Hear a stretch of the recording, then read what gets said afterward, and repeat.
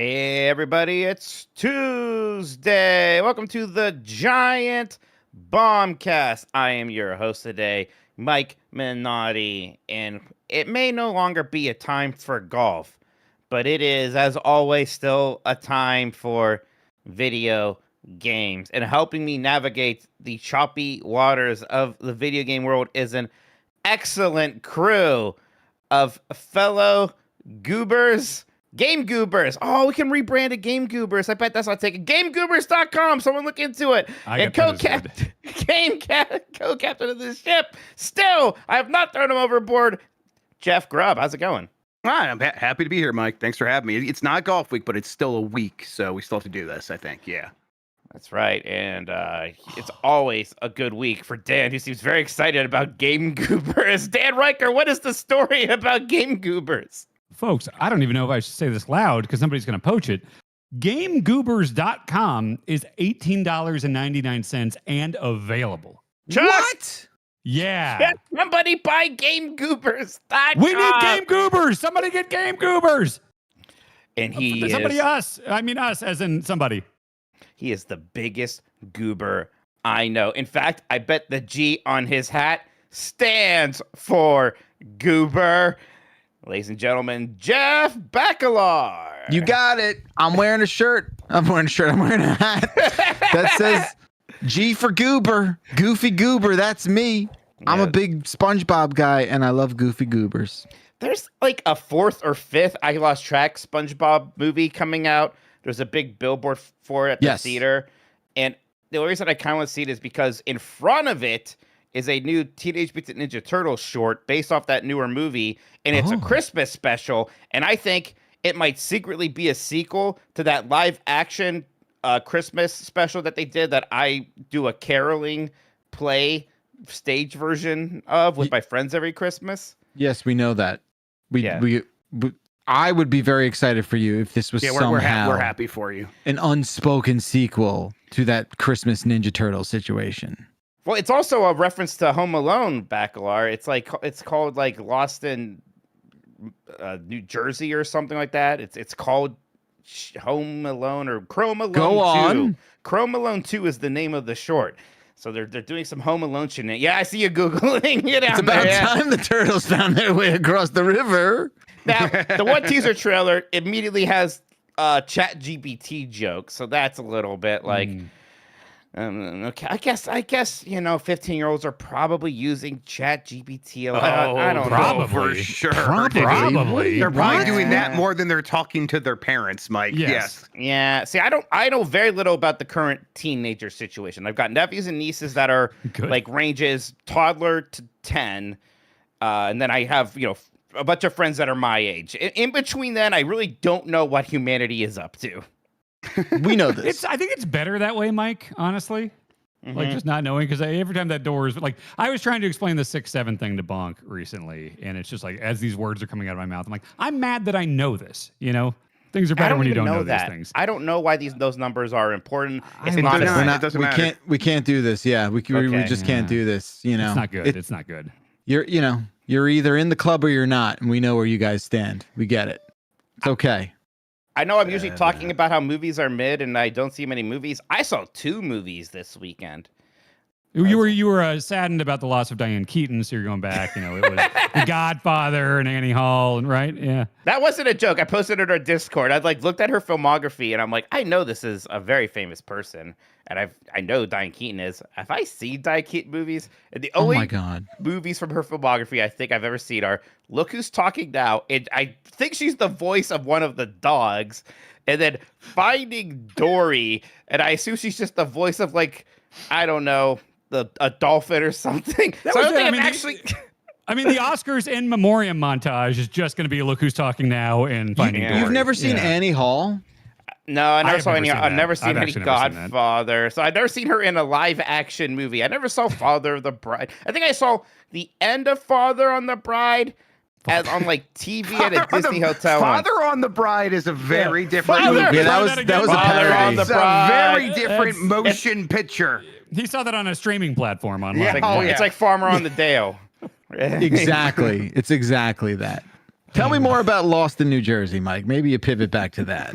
I saw Tron Ares. Oh, I I'm want to see the sorry. movie Tron. No, I've never No. heard of so much Yes. people I mean, shit no. piling on a movie. I'll tell you what, my incredibly low expectations helped me not absolutely hate it, I suppose. Cool. Sounds Yeah. great. It's a ringing That's the review. endorsement. Do you have thoughts on Jared Leto, Mike? Do you have the a He loves version? him. I mean, Right. once again, this might be the first thing I've seen him in. And No he was, way. What? What? What else would I What? You seen didn't- him in? Blade American Runner Psycho, 2049. Fight Club, Blade Runner. I mean, a million I've seen Fight Club. movies. I've seen Okay, Fight Club. He gets He's the shit kinda beat out of him in barely that, in which I Fight like. Club. Yeah. Yeah. I do like. You that he gets the didn't shit see kicked out of him. Morbius? You're Mr. Morbius. I didn't see Morbius or that first Suicide Squad. That's okay. That's understandable. Yeah. Requiem But for he's- no Requiem for Yeah, you he are not would've allowed seen to watch Requiem for a Dream. Requiem. I've He seen would Requiem never- for a Dream. What? You have? What the I one love it. the one semester I was a film major, they made me watch that. They made That me was watch it. that was a sad movie. Yeah, we know. turns Yeah, out. yes, it is. Hot take. Yeah. Nobody had a happy ending of that one. Well, maybe No. that one rich guy, but his in a perverse way. He was having a great time. Yeah, that's a weird movie to watch if you have a crush on Jennifer Connelly because of The Rocketeer. Oh, okay. We have it for different reasons. Yeah. Oh no, Rocketeer's a great reason to have a crush. on Actually, her. Jennifer I Connelly, mean, Top Gun Maverick is that. Sure. Yeah. Jennifer also Connelly's just in forever. Yeah. she's in some kind of movie in the 90s where she's just in like a Walmart or a Target for like a long period of time. Yeah, and she rides the horse. We've all seen the gif. Because that reminds me of the other movie I saw, which was Roofman, which was an actual good movie. That was just unequivocally a good time with Channing Tatum and Kristen Dunst in it. I liked that quite a lot. Roofman is the movie they're doing the thing where if you go to an Alamo Draft House and show your ID and it says Jeff, you get to see the movie for free because Channing Tatum is apologizing to all Jeffs for the "my name Jeff" from that damn 21 Jump Street movie. So like they did a whole Oh. deal. Like his character in this movie is also called Jeff, but like this is an apology to Jeff. So back You two should Okay. go on a date. we should go see it. Yeah, I'm We should not get our near- we should get our reparations. Yeah, it's about time. I don't know if I have one of those theaters near me. Yeah, I don't. Hell I no. didn't. I didn't. Denver. It was awesome, but not No, out the here. only time I ever been to one was I think LA when we saw Godzilla -1 when Dan fell asleep during the movie.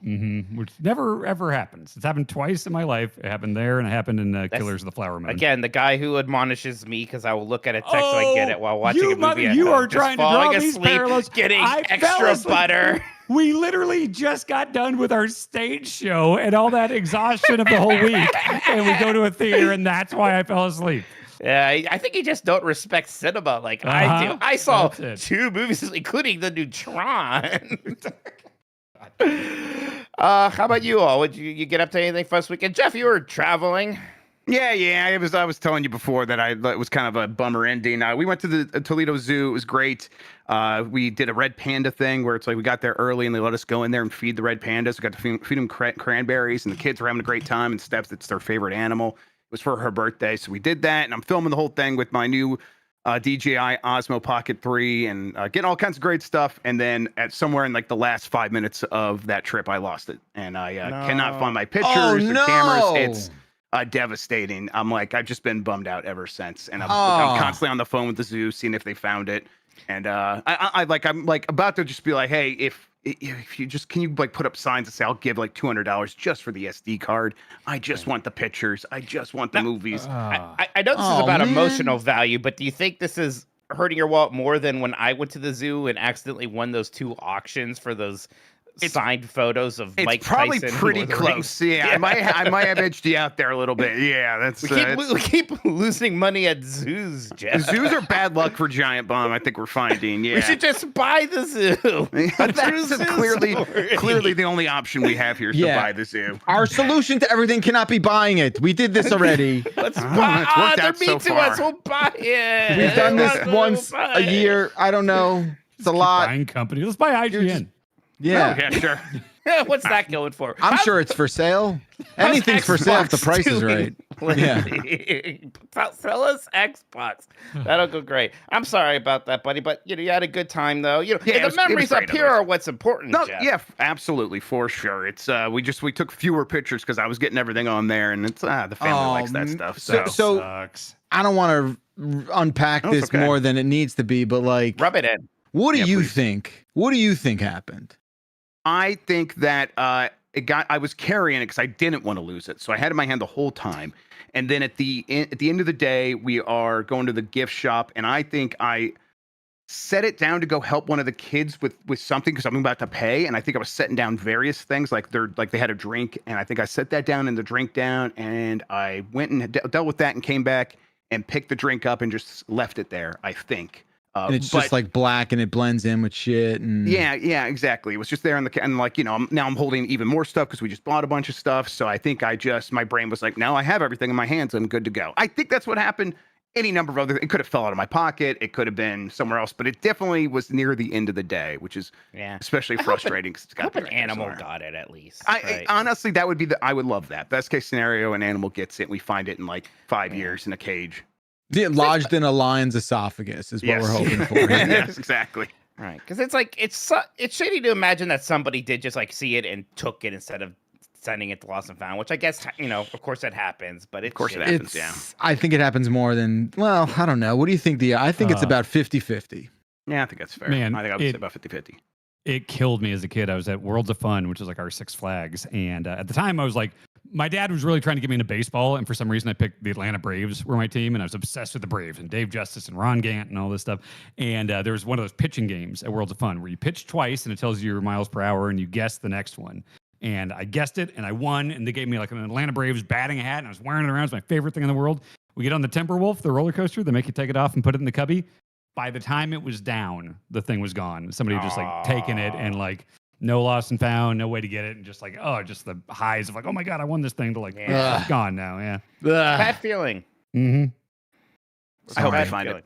Sorry, I hope I get a call during this podcast. I would just leave you all and go deal with that. That's fair enough. Yeah. Well, maybe Backlord Dan had a more uplifting weekend. They can balance things out here. I bought a car. What? I bought a car. You bought it? Yeah, well, it's going to be here in like 6 weeks, but we like bought it and ordered it. What kind of car? Yeah, what'd you get? I got a hybrid. I got a Subaru Crosstrek hybrid. It's coming in a little bit. So yeah, drove it around. Never did a hybrid thing before. Kind of learned a little. I mean, Backlar, I've driven your car. I don't know if that was a hybrid or fully electric. Fully electric, yeah. Oh, okay, but yeah, the braking thing, the like regenerative whatever, like it's like charging the battery as you do that, so you don't need to like get the stuff in your house. You don't have to worry about it. Like it runs on gas over like 11 miles per hour or something. So yeah, I don't know. Kind of looking forward to. It's not like an SUV or anything, but it's a little higher up than our Crosstrek is like a mid. It's like halfway there, right? It's like it's mid crossover. Yeah, it's a crossover. It's higher up than like the Impreza and everything, but yeah, I don't know. I liked it. Like we've had that Subaru since 2020, and it seems good. People seem to like Subarus, so. Yeah. Good job. Not everyone's buying a car. How did you do it? Did you just go in and be like, all right, I'm not going to let anyone toss me around, take advantage of me? Not going to get buffaloed. Yeah. So how'd you ensure that? I mean, I did completely just fall for a marketing thing in that they sent us a thing in the mail that says like, hey, Dan, we're here at the Subaru place and got some people that are really interested in a 2020 Subaru. You want to come in, trade it in or whatever? And like, I recognized it as like, they want me to buy a new Subaru. Sure. But then realized like, no, we've had this for like 5 years. It's not going to be worth, it's just going to lose value as we go on. So might as well bump it up a little bit. So it was a marketing thing that was not, I don't feel like I got buffaloed. I think it just got me thinking about upgrading and trading in. It seemed like a good time to do it. Yeah. So, I mean, you got the market, the advertising worked. It did, but I don't think it was a bad idea. So wait, buffaloed is when you get taken advantage of? Is that what it is? Yeah. When you go to like, so my grandpa would always say, if you went to like a car dealership or whatever to get like, you just need to get your oil changed. And they tell you like, ooh, you should probably get this and this and this and this and this. And like upsell you on a bunch of stuff you don't need. That's getting buffaloed. So always in the service of. And you own the last car or you're releasing it? Owned it, yeah. Nice. Okay, cool. Good job. Way to be. Yeah, we don't have to unpack the specifics because I don't want you to find out live on this podcast that you got buffaloed. So they're supposed to be good though, right? We did research and talked to people. No, Subaru's a great car. I had a Forester for many years. I love it. Yeah, we looked at those too. But yeah, right on. Excited. Mike, Man. I got a COVID shot yesterday. Oh, that's right. I feel terrible today. Okay. My kid, Dib got one too, and the nurse. We sit down, and Dib's young. He's not a fan of shots. Who is at that age? Who is at all? No one, right? But it's a relatively painless thing for the most part, and he was a little nervous. So the nurse performing the vaccinations starts sees that Dylan's he's a little squirmy. Let's call it that. And she goes, "Don't worry. Whatever happens, it can't be worse than the family that was here about 3 hours ago." I said, "Well, tell me about this family from 3 hours ago. Yeah. I gotta know." She goes, "Well, it was a 6-year-old, an 8-year-old, and a 10-year-old. And the 6-year-old got the shot, immediately threw up. And then the 8-year-old passed out, and then the 10-year-old threw up. All over me and the floor." Oh, it's a throw up sandwich. And Dylan's just like, No. "Why are you telling me this?" He looked at me, he's just like, "What's wrong with this lady?" Did you see the color leave his face at this He was point? just like, "What?" And I said, "Oh, cool. Now he knows that puking is an option here. He knows that that's on the table." No, he took it like a champ. It was all good. He feels fine today. Stacy feels fine today. For whatever reason, whenever I get this thing, man, I feel like dog shit. Yeah. It's gotten progressively better over the years, but I feel bad today. Interesting. I just probably one should day. get. Yeah. I probably should get mine. I feel like I've been feeling worse for some reason each time I get one. I don't know why, but each time it hits me harder than it used to. I really need to though, because like my Crohn's medicines are, stuff that is supposed to actually suppress my immune system, because that's what like the Crohn's is my immune system being overactive and attacking my colon and whatnot. But it also means I can more easily get things like the flu or Crohn's, so it's good for me to get the shots. It's a real battlefield out there of germs and viruses, everybody. What? Don't laugh. You don't know where this is going. Sorry. That just reminded me. Dylan's like, he's like, "Oh yeah, let's get a flu shot. Let's get a COVID shot." He's like, "It's all good." He's like, "How many diseases could there be? 30?" And I'm like, "Yeah, about that." I'm like 34. There's 34 that we know about. It's a battlefield of diseases in this world, everybody. Speaking of battlefields, Dan and music. I don't know if we got that. Not in the live version. Thank you, Mike. That's beautiful. Dan and I checked out some Battlefield 6 Friday evening. We played a couple hours of it or so together, actually. Just running around in that main mode. Conquest, being great soldiers, going undefeated. Oh, KD ratio was unreal. That's one way of putting it. Hey! Whoa! Holy shit. Whoa! Oh my gosh. That you Can got? you believe Grub just made me a liar like that? What the fuck? Wow. Piece of shit. Dan, I think we had a good time. I had a good time in the way that, like, anytime I've played a Battlefield game, it like kind of felt like the exact same brand of good time, which I'm no Battlefield scholar. I reviewed 3 for Game Informer. Didn't play the old ones because they were PC only, and I didn't have that. And then like 4 and 5 and all the future ones and all that, I didn't really mess around with. So like very limited Battlefield experience, but everything we played for those couple hours, like, yeah, this is fun and this is a Battlefield, like I can't speak to the tiny little tweaks they've made or what they changed from like the future one before that or whatever, but it was fun. I don't think I'm going to play it more. I've heard the campaign is not great. Like, Mike, do you see yourself playing more of it? It's only if I get invited to play with friends, right? Like, sure. I was having a good time, but there's no whirlwind where, like, tonight I'm like, I got an hour or 2 to play video games. Time to just jump into some random online matches of Battlefield 6. It was fun playing with you and running around with you. And for me, be like, hey, I'm in a tank. Jump in this tank with me. We're going to go, go into point A together, and you got to revive me, and I got to revive you. It'd be funny if you killed a guy just using your stim pack thing or whatever it's called. Defibrillator, yeah. Right. I mean, it's a very good one of those, and it's also, like, it's a very good-looking game. It's running really nicely in a time where, even on a very high-end computer, some games are just kind of running awkwardly. This one seems like its performance is pretty good all around. I will say, I'm a little surprised, like, it's a very good one of these.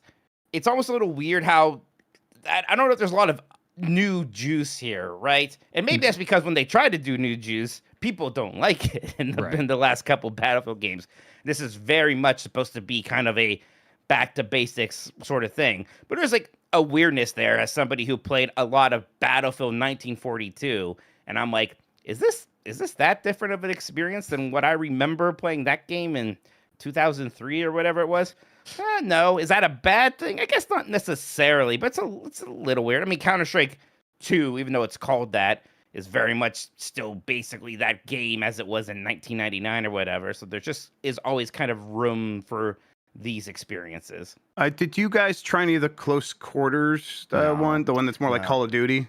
No, I feel like with Battlefield, like it's when I think Battlefield, I think of Conquest. I think of that running around to get points and stuff like that. And I just had the mildest of curiosities about this one, and so I figured if I'm going to probably play this once, I want to check out the mode I know. Like I'm not doing a deep dive on this game. I'm not going to try all the new modes and stuff like that. So that mild curiosity was sated by just playing for a couple hours with Mike. I had a good time, and like I don't know, it's just I'm not feeling the draw to check out more of it. I played that close quarters thing, and I liked it quite a bit. It's Battlefield, but it's Call of Duty. But I think it's a pretty good sort of not in the middle. I don't know how to say it, but it's like no, I had fun playing that. I think it like helped me kind of get a good idea of the feel of the guns and the running around without having the typical for me Battlefield experience of I ran a long way just to die, which I know is a me problem and not a problem with this game. I should be playing it a different way. But this mode makes it so I don't have to play it a different way. I can still just be a jackass, run in there, and have a pretty good time. That was still when it was bots mostly. There was a few human players in that match, but it still felt, I don't know, it was dynamic and fun. And I'm like, okay, they kind of got all of the basics here right. And do I need to play this instead of Call of Duty? No, probably not. I also probably won't play much more of this. But at the very least, I'm like, okay, there's something here. I don't know if it's anything new, like you were saying, like not new juice, but they got what they needed to get right. Yeah, I like that you could take a blowtorch to tanks because I was just running around at a certain point, just jumping on top of tanks and like blowing them up with blowtorches. That was fun. Right. Yeah, it's like there's plenty of opportunities for Dan and I to run around and like, have a good time and emergent funny things to happen. Like, oh, he's trying to res me at the last moment. He gets sniped and I see his corpse just fall over and, things like that. So yeah, I think a lot of people were just hoping to get a good one of these, and that's absolutely what they delivered here. And I think we're seeing that reflected in this game being a pretty big success right now. Speaking of success, Jeff Bakalar has successfully finished Silent Hill F. Although I hear Jeff, this is a game that like it really should be played through multiple times. Or do you have any drive to do another playthrough to see what changes that second go around, or you feel pretty satisfied seeing credits that one time? No. I'm not playing this game again. Not because I'm not interested in seeing all that stuff. I just can't do it. I can't play a game twice this quickly. To me, it just seems that's not for me. That's not a thing I can do. I don't think. I do want to see all the alternate endings. I do want to see all that stuff. I find that stuff interesting. I thought the story really went places and covered a lot of stuff. And I'm happy to know what else is available there. I think this game is like really kind of like perfectly paced, timing wise. Like this is what I want. I think I did it in 10 hours, give or take. And right. that's what I want. I think that's, even I know I'm finishing games left and right here, guys, but Chronos dragged for sure, and I liked where I was at with this one. I think it really completed and kind of wrapped things up in a really satisfying way. I was very hot on it in the beginning. I know I talked about this maybe last week or the week before, and I think I saw everything that it was trying to do, and I think that momentum carried all the way through. This game's very combat focused, as you probably know, and I've seen a lot of criticism that sort of says like, "Oh, this is some sort of slap in the face to the purity of Silent Hill," and it's just like, "Oh my God, you have to touch grass, you fucking freak!" Right? I don't care what you think, you're stupid. It's a different game for sure. I think there's enough of that survival horror overlap where I felt more than well served with what it was doing. Did you finish it? How did you find it? I'm pretty close to the end, I think. To give you an idea, this is not really a spoiler, but I just finished the stuff back at my house.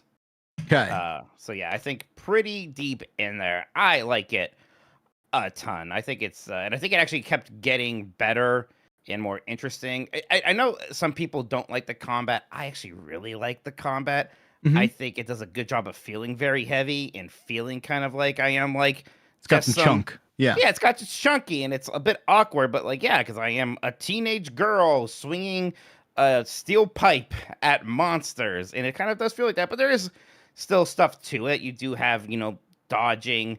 There is a sort of parry system, not like a traditional parry system, but there are things to think about there. You're not just flailing around, swinging at enemies like a madman. It's even a bit more to it than Silent Hill 2's melee combat, which was mostly just dodging and swinging. And there's, again, I don't want to spoil it, but there's something that interesting that happens with the combat at a certain point in the game. Like, oh, this is happening now. Yeah. Where suddenly it almost feels a bit more character action-y for a little bit. It was really satisfying to see that. And there were some messed up sequences around there too, Jeff. Stuff that I was literally doing the finger shields. I'm like, I don't know if I can watch. I don't know if I can take a look at this, which it's horrifying, but also it's kind of fun. I like being like, I'm not going to look. Oh, yes, I am. I'm going to peek through these little fingers right here. Yeah, exactly. I remember saying like, oh, this is not as scary as I wanted it to be in the beginning.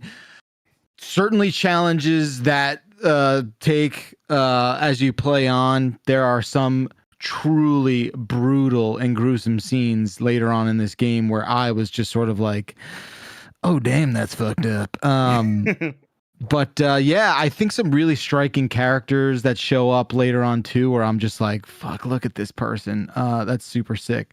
Yeah, there's the game. When you start off, the game starts off more traditionally Silent Hill than it ends, right? Like I think you have the fog and you have all that stuff for a good 4 or 5 hours before things kind of, journey into floral horror hell, and you kind of have a bit of a different look and feel to the game. But yeah, I think overall, really, really strong. I was pleasantly surprised. Did not know what to think of this going into it. Really glad they were able to stick the landing with this. And big fan. A lot of people have asked me, I know you have 2 Grub, you play this or Chronos. I'm still going Silent Hill F for sure. If you're looking for the spooky game this month. Yeah, and like I think this is what you guys were getting at a second ago, but people were saying early on that it wasn't very scary, but it sounds like it's at least disturbing. But it does get there. Okay. No one is going to be confused or like say this isn't a horror game. It just 1,000,000% is, right? Okay. Yeah. I think for my, that aside, I think for my taste, there's a couple areas that are a little bit too labyrinthy where you're sort of just like map spamming and you're like, oh, what are we doing here? Oh, I push that map button a lot. That's true. Yeah. You're swapping back and forth there a good amount in 2 really sort of guilty areas that I can think of off the top of my head. But other than that, really strong stuff. Really, some of the puzzles I thought. How'd you find some of those puzzles, Mike? I feel like there's a couple where you're just like, like I was stumped in one where I needed to stop and kind of like come back to it.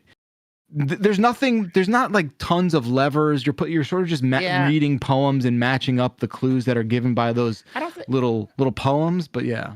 I don't think I struggled too much, but I'm very much in a puzzle mindset right now. I've been playing so many of these kind of games that I'm on that wavelength at the moment. There was a couple of them where I sort of flailed around a bit and maybe just sort of brute forced it. So there's one about shadows. I'm like, did I solve this puzzle? And I was like, oh, I guess I did. Okay, fine, good enough. I don't think the puzzles are the strong point of this game for sure. Yeah, I would like to see a little bit more there with the puzzles.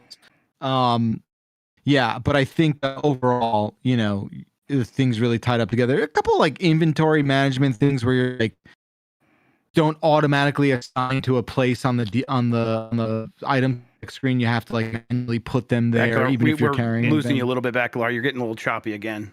Just for a smidge there. I know it's there. Yeah, the inventory management stuff is relatively fine. It's the progression too. With like you get all these most of the items you get. You have like the main healing items, then there's a bunch of other stuff that can heal, but mostly you're supposed to sell it for shrine points so that you can get level ups essentially. So there's a lot of like, well, I already have 3 divine water, so I can't pick up this dried carcass kind of a thing.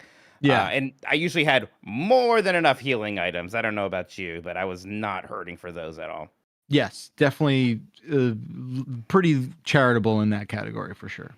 I know I should have stopped playing Hades 2 a while ago. A lot of things to play. But I kind of still just keep playing Hades 2, and it's almost becoming a bit of a problem. But that game is just it's just really fun. Even just like playing a run a day, and they do just keep giving you reasons to play past the credits because there's like still some mysteries. There's kind of a big one I'm sure is tied to kind of like a big story moment still, kind of like in Hades 1, right? Where after you got credits, it was still like, well, invite everybody over for dinner. There's kind of like one of these things I need to see. Then there's the Knights Champion rewards, where if you can do a run with a lot of those modifiers on, you fight the hard mode version of the bosses. You unlock these kind of in-game statues. Even though I don't like achievements or trophies, the idea of something in the game that shows me my achievements, I think that somehow is more enticing to me. And the character relationships, like, oh, I don't, I go, well, what's up with Dora and her memories? I got to give her more ambrosia and things like that. So, yeah, there's all these reasons I still keep coming back to it and playing it quite a lot. And it still continues to be really fun. Is anyone else still playing this one, or has everyone else kind of moved on? I can see myself going back to it on like a flight or something when I just want to like, I'll do a run. It's been a bit, but there's clearly there's 3 things that I have in the hub world that are covered, and I can tell that's some like late post game type stuff or whatever. So there's more there if I want to, but like you said, there's just a lot of shit out right now that I'm focusing on. But I can see myself playing more. I've kind of put it aside, well, in the middle of it, and that's not like a reflection on the game. It's more like I get this experience. I know, it's obviously very good, but it almost feels so refined that it's like it feels like candy. It's like I can just sort of I don't know. I could see where it's going at all times and being like, oh, I know I'll have fun with that. Let me try some other stuff. And I'm not necessarily feeling a great pull to go back to it. But again, it's not a reflection of the game. It's not me saying. It's so little interesting because you absolutely loved Hades once. I guess I'm a little surprised that you're still like, you don't seem enamored here. I think I know I would be if I really just kind of like completely gave myself over to it. But I'm also like I don't know what it is. It's I feel like the rewards are so frequent and so much that it just feels like I don't have much of a choice in it. Again, it's not like I don't think that's a bad thing because they are so good at delivering those things and they're so important for a roguelite. But just the way that I'm feeling right now about games, like I'm definitely much more in a baby steps mood than I am in like a Hades 2 mood in this moment right now. That's all. I guess like, so comparing recent experiences here, because in a Silk Song, and you can go out, you can get some upgrades and whatnot, but you're largely sort of pushing through when you hit a roadblock there. Yeah. In Hades 2, you're right. After every run, you're usually getting some pretty substantial kind of permanent character upgrades, or sometimes it really is like you are getting better at the game too, and that's why you're going to beat bosses. Of course, you're also getting stronger. Yeah, all the time as well. Do you prefer one or the other? You think it just kind of depends? I think I'm like so I oscillate. There are times when I definitely like to have the game that delivers the hey, you're going to get better, but really let's just let you upgrade the character. And so the 10th run from now is going to be so different from this one like you're doing today because your character's going to have so many more abilities and powers. So this run's more like just kind of like unlocking that stuff. That's really what it's about. And I think in this moment right now, I think I am feeling a little bit more towards, I guess the Spelunky side of the spectrum, where it's like, I don't even know if I want any sort of upgrades. I kind of just want to get better at the game and sort of push against that sort of thing. I think that's where I'm at in this moment, but I wouldn't change Hades 2. Like I wouldn't change a thing about it. I'm glad it exists the way it is. I think it's a work of art in terms of their ability to deliver something that can make people feel rewarded. One of the reasons why I think I am finally going to slow down is because I'm playing a sort of similar game. It's another rogue light experience. It's called Absalom. I've been hearing people talk about this. Yes. It's a beat 'em up. So very much in that kind of classic Streets of Rage. There's some Golden Axe vibes here as well, but it's also run based, and it's very much you're basically getting like the boons kind of system where after a fight, it'll drop like, well, do you want to add burning to your main attacks, or have a thing where if you successfully dodge and you get 2 little swirly tornadoes that automatically attack people.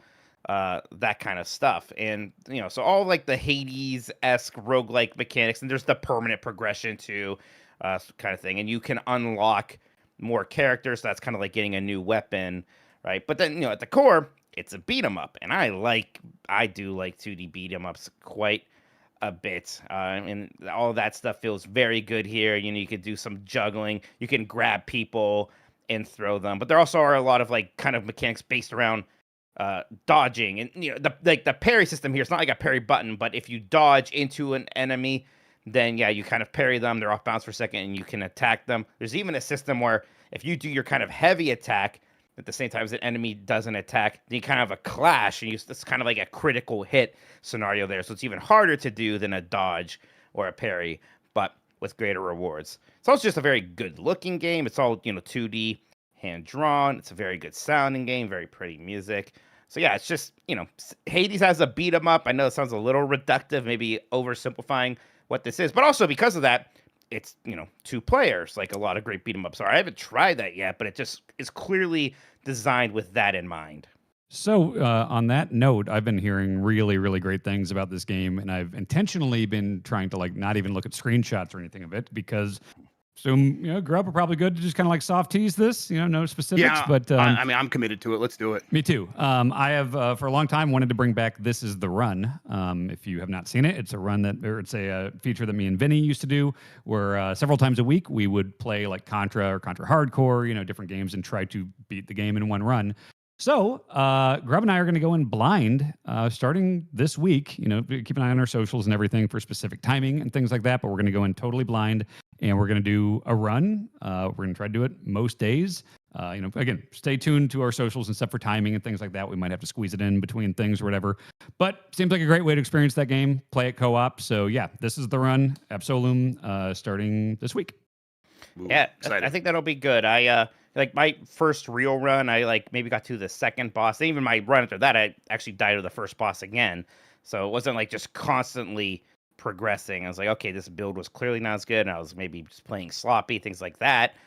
So yeah, I think this will be a pretty good fit for that. Who knows? Maybe we'll find out it gets really easy on the 4th run. You beat it, but I bet it'll take more than that.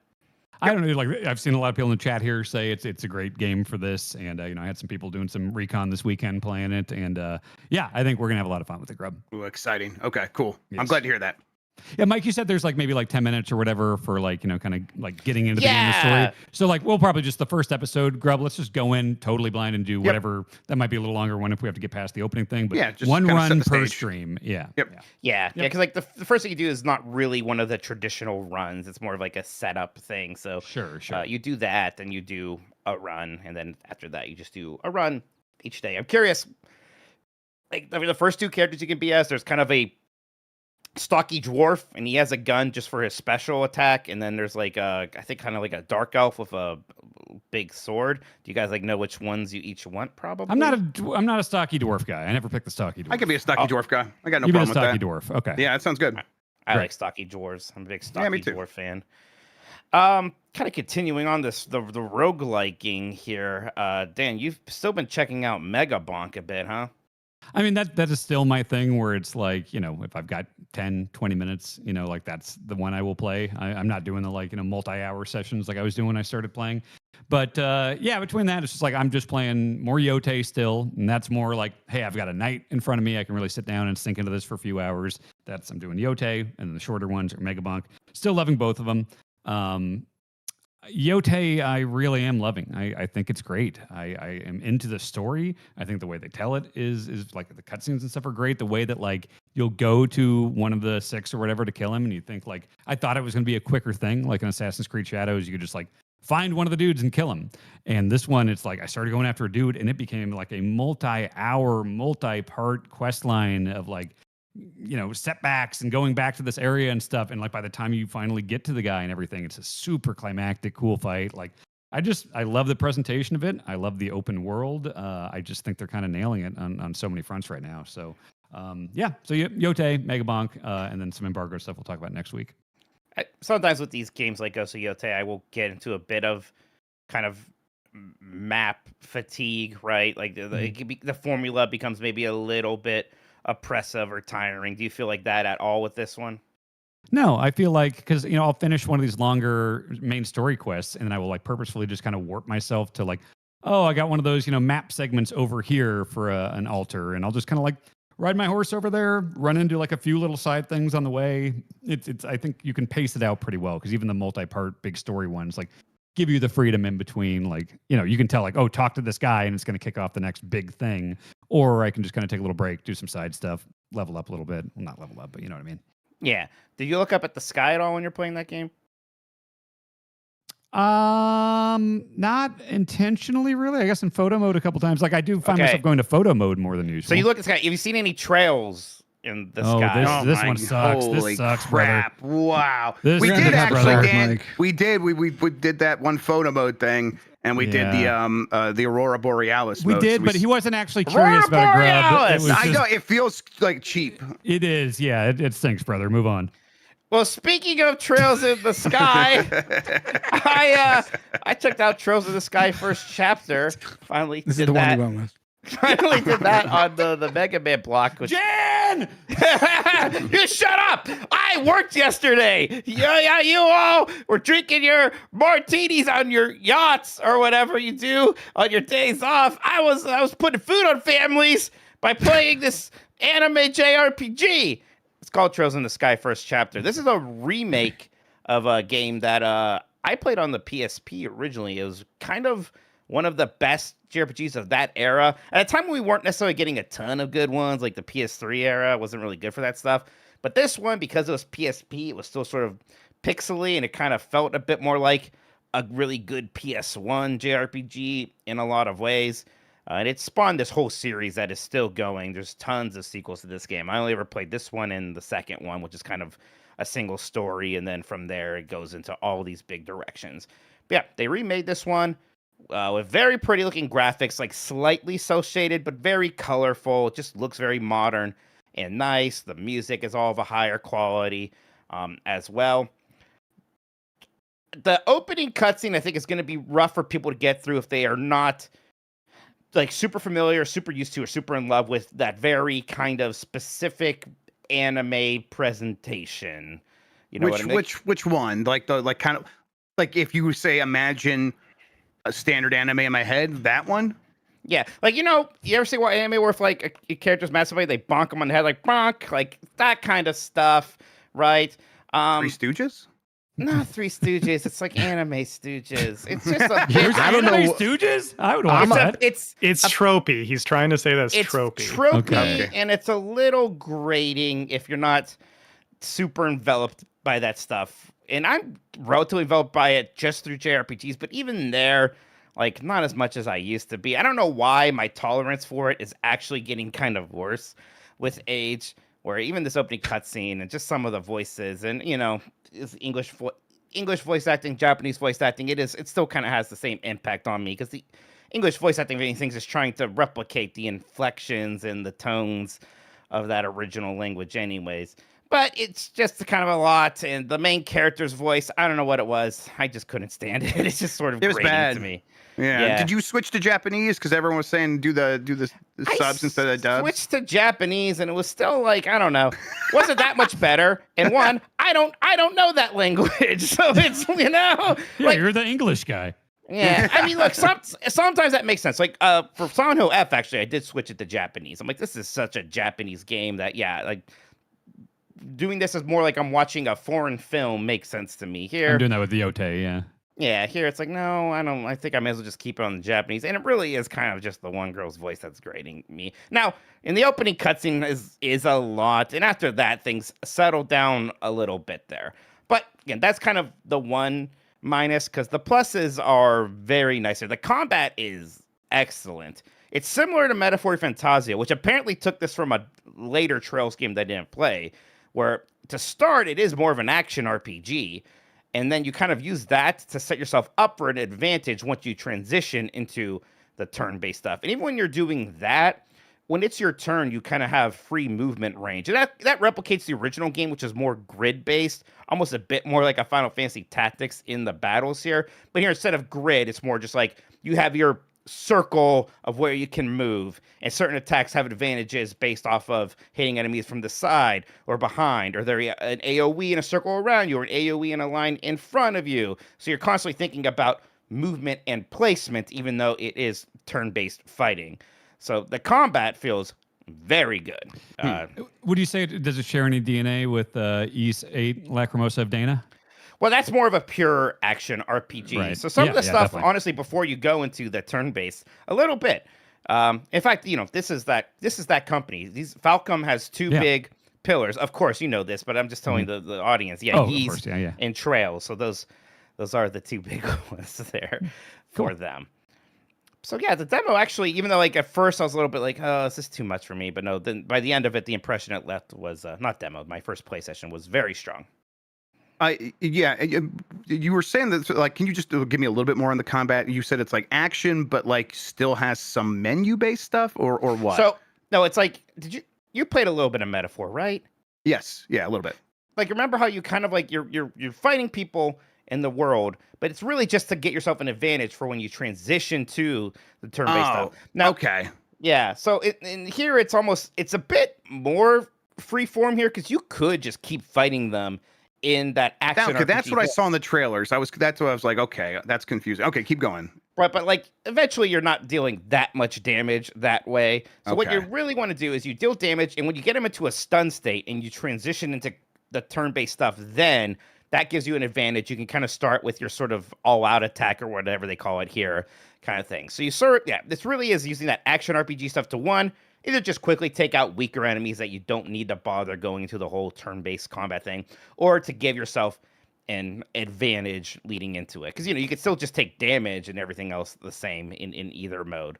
So, and again, I mean, there's probably intricacies there that I didn't completely understand from playing 2 hours of it, but I already can see where it was going. A lot of JRPGs, sometimes in the very beginning, they're very boring because you have like one spell and one attack. No, it's absolutely not. But this was immediately very interesting. So I like the original game a lot. I would like to play more of this. Again, it's definitely it's a pretty game, aesthetically pleasing, all around. I would recommend it, even if like some of the tropiness of it throws you off at first. I think you can kind of push through it and get used to that. Excellent. Can I make a quick request before we go to the break? Can we do a golf week recap? Actually, can we just, since we're experts now, we played all the golf games. Can we just do a Mount Rushmore of golf video games? I think we can do it pretty quick. Oh, well, yeah. I've got thoughts on that. Knock it out. I think Tiger 04 for PS2. I think Tiger 04 is actually it's just that 4 times for me. Yeah. I think I would also put Neo Turf Masters on there. Absolutely. It looked really good from when we played. Yeah. Yeah. Pebble Beach Golf Links for the Sega Saturn.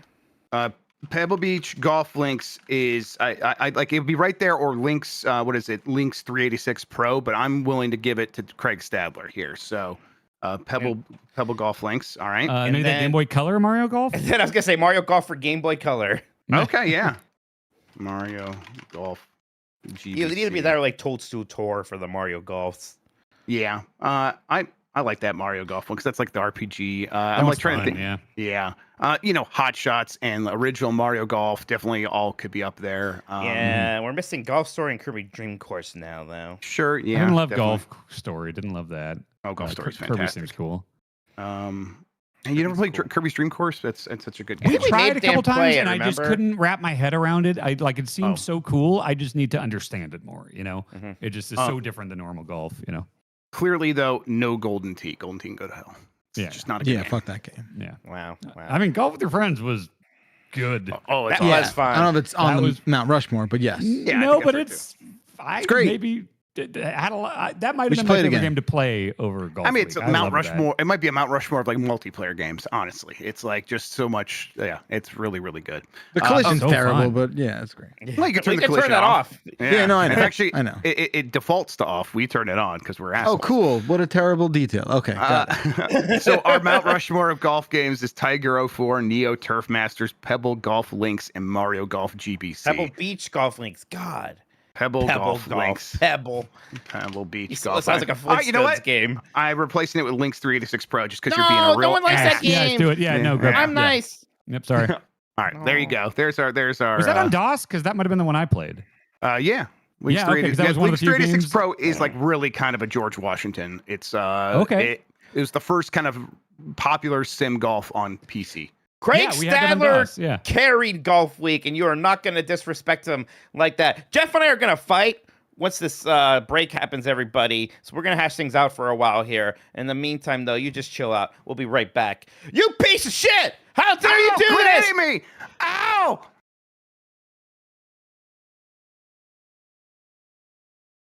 Rub, it's okay. Just look at it, okay? Oh, It's fine. oh, what the? Wait. Dan, what are you doing here? Oh, wait, like existentially, or what do you mean? No, Dan, like here at Giant Bomb, covering games. Oh, what I do for a living. Okay, well, I'm here because of Game Informer. That's right. Way back in 1993, I saw Game Informer magazine and subscribed for the first time, and it has been a huge part of my life ever since. From working the register at FuncoLand and selling subscriptions to starting working there full time in 2009, Game Informer has been there for me the whole time. They mean a ton to me. So it hurt me, just like I know it hurt a lot of you when the unexpected news came down not too long ago that Game Informer was shutting down. But, nay, fear not, I say. That's right, Game Informer is back, and with 100% of the staff that was there when it shut down. Now, Danny boy, I see that you're holding a magazine right there. Tell me about how that page feels. I'm telling you, I have held hundreds upon hundreds of Game Informer magazines from 1993 to today, and this is without a doubt the best. I'm feeling this right now. Ooh. This is a smooth cover. Oh. This is a thick, nice paper here. The print is just good. This is a wonderful quality print magazine. It makes my heart feel good. And I know that Game Informer is a team that I can rely on to say something substantial about games and the people who make them, because GI has a stellar crew of editors. These are people I love to have on the couch at Giant Bomb at night over at Summer Game Fest. It's people I can always rely to have something interesting to say. That's why I know when they have those excellent cover stories, just like they always did and always will continue to do so, it's going to be some of the best coverage in video games. And another fun bonus, Game Informer donates 5% of every subscription purchase directly to St. Jude Children's Research Hospital. Earlier this year, the future seemed very uncertain for both Game Informer and Giant Bomb. That's putting it mildly. And as someone whose life and gaming hobby has been greatly impacted by both of those outlets, I am thrilled that we are both back and doing our thing online, in your podcast apps, and in print in your hand. That is right. Gaming news, reviews, everything in between sent straight to your mailbox every month. To subscribe, go to gameinformer.com/subscribe now. Magazines.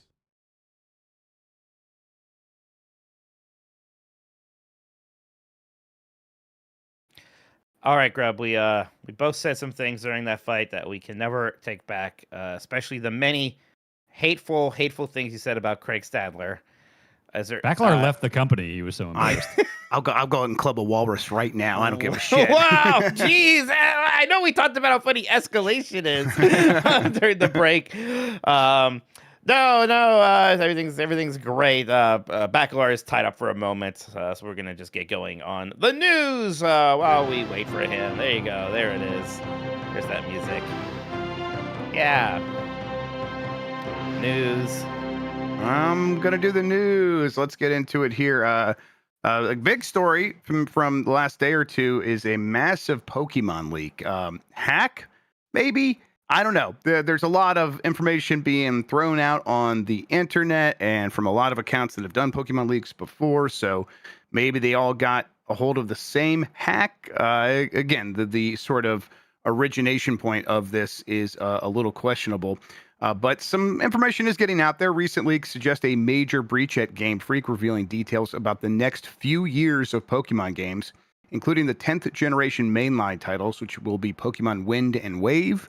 I guess it could be Wind and Waves. I've seen it both ways.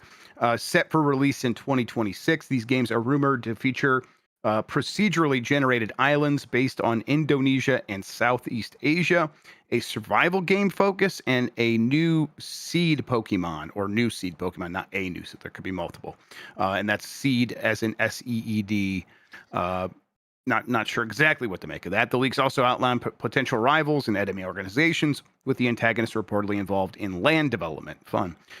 Reasons to believe the leaks' credibility include the extensive volume and quality of the materials, proposal documents, concept art, beta footage of Pokemon Legends ZA, and the granular, uncurated nature of the content, graphs, and Excel sheets. Furthermore, the leak accounts disseminating this information have a proven track record. That's what I was saying before. A bunch of accounts here that have done this sort of thing for a while. This current leak may be related to a 2024 Terra leak that prompted a Nintendo subpoena. So people taking chances out there sharing this stuff. Nintendo might go after them or say, hey, how did you get this? However, skepticism is warranted, blah, blah, blah. Actually, the thing is, people could be throwing in a plenty of made up stuff alongside these things. So yeah, definitely take some of it with a grain of salt. But they apparently, some of these leaks, some people are saying it goes all the way to Gen 11, like the plans for that game. We'll kind of hold off until some of this stuff is a little bit more verified. But for now, yeah, Gen 10 procedurally generated islands in Southeast Asia sounds interesting enough to me. Mike, what do you think? I suppose. I mean, procedural generation makes sense for some things. I don't quite understand it in a Pokemon. It seems like you kind of craft an overworld and towns and dungeons very specific ways there, and even like all right. survival Sounds like you guys mechanics. need. All right, you guys Sean. need a Pokemon Here he expert. is. Hello, Sean. Help us save us here. Yeah. So a lot of this sounds like an extension of what they've already been doing with the series. You can tell Mike hasn't played Scarlet and Violet because, whoo boy, you could have sworn that world was procedurally generated the way it looks. And so I think a lot of this lines up with what they've been doing, especially combining stuff like Arceus into the mainline games. Because some people heard survival and were like, LOL, they're going after Palworld. No, Arceus was a survival game. Like, they've already done stuff like this. This just seems like them revisiting some of those concepts, folding them into the mainline, and then a lot of this does line up with stuff we've heard from the Terra leak, as mentioned.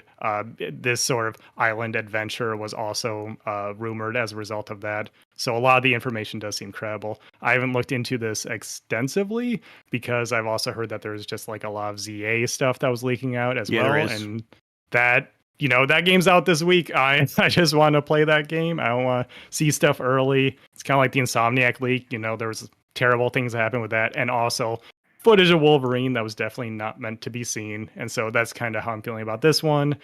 If it's in the news, I'll, look into it and we can talk about it and everything like that. But otherwise, I kind of don't want to know everything that's happening over there, Is there much in here about black and white remakes?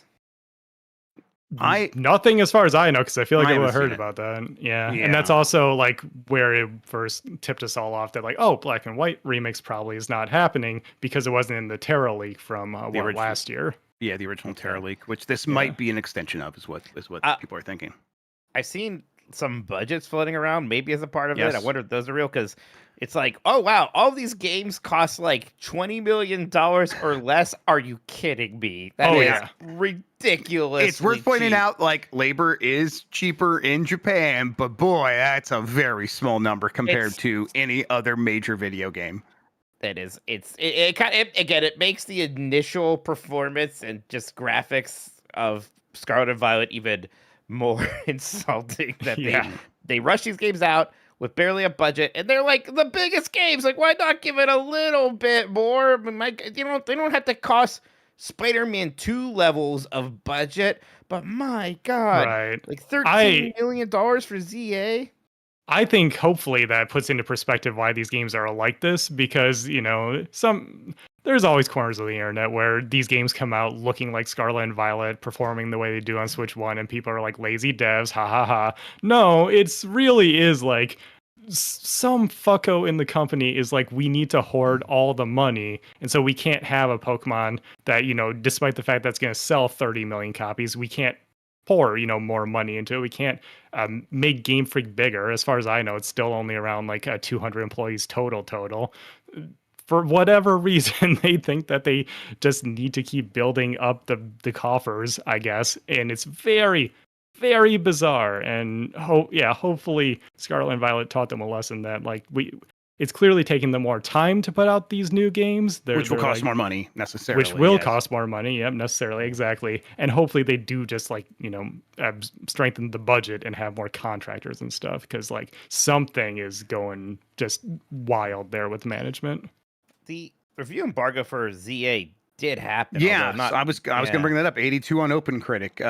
Let's see, 3 out of 5 from Eurogamer. Luminos City could do with the work, with work, excuse me. But Pokemon Legends ZA is a much more tightly focused and delightfully goofy return to better form, at least by modern Pokemon standards. 4 out of 5 from Games Radar. That dream sold to us by the Pokemon anime. It's right here, clearer than it's ever been. Let's see what else. Let's give it another one. 10 out of 10 from the Sixth Axis, who says, unlike the most recent Pokemon Scarlet and Violet, ZA is a game that really holds your attention. The spiritual successor to Legends Arceus. It's learned from the mistakes of the distant past and beautifully shows what city life is like in the Pokemon universe. I could see myself playing this for another 100 hours as I finish my Pokédex, shiny hunt, and generally have a great time. This is easily the best Pokemon game on the market.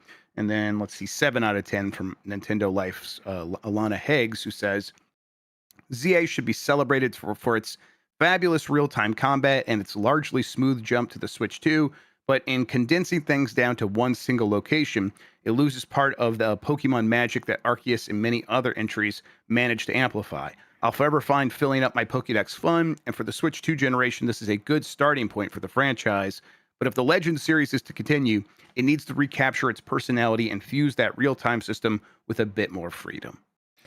Yeah, these reviews are pretty in line with what Arceus got, actually. So, Yeah. right around there. I'm excited to see that over at VGC, Jordan gave it 5 out of 5 stars, because I know He's that a Pokemon freak. Well, his opinion definitely aligns with mine on how we feel about these games. Of like, yeah, when the games look bad, we'll say that. When they run bad, we'll say that. But like, how's the gameplay? Like, as a Pokemon fan, how does it feel to play? And it's got me hyped that he's hype, and a lot of these other reviews are glowing as well. Which people really liked Arceus as well. So I liked Arceus a lot, yeah. I think it's a sign that people like the Pokemon formula being mixed up and not just being baby's first RPG. And it's a sign that maybe, everything we heard about this leak, maybe they are looking at the games differently now and trying to do something different. Because Scarlet and Violet kind of was different with the open world and stuff. But I would like to see them pull more of like a Sun and Moon, where Sun and Moon radically overhauled the way those games played. It did not have the gym structure. You were island hopping. It was story driven. And, that was divisive.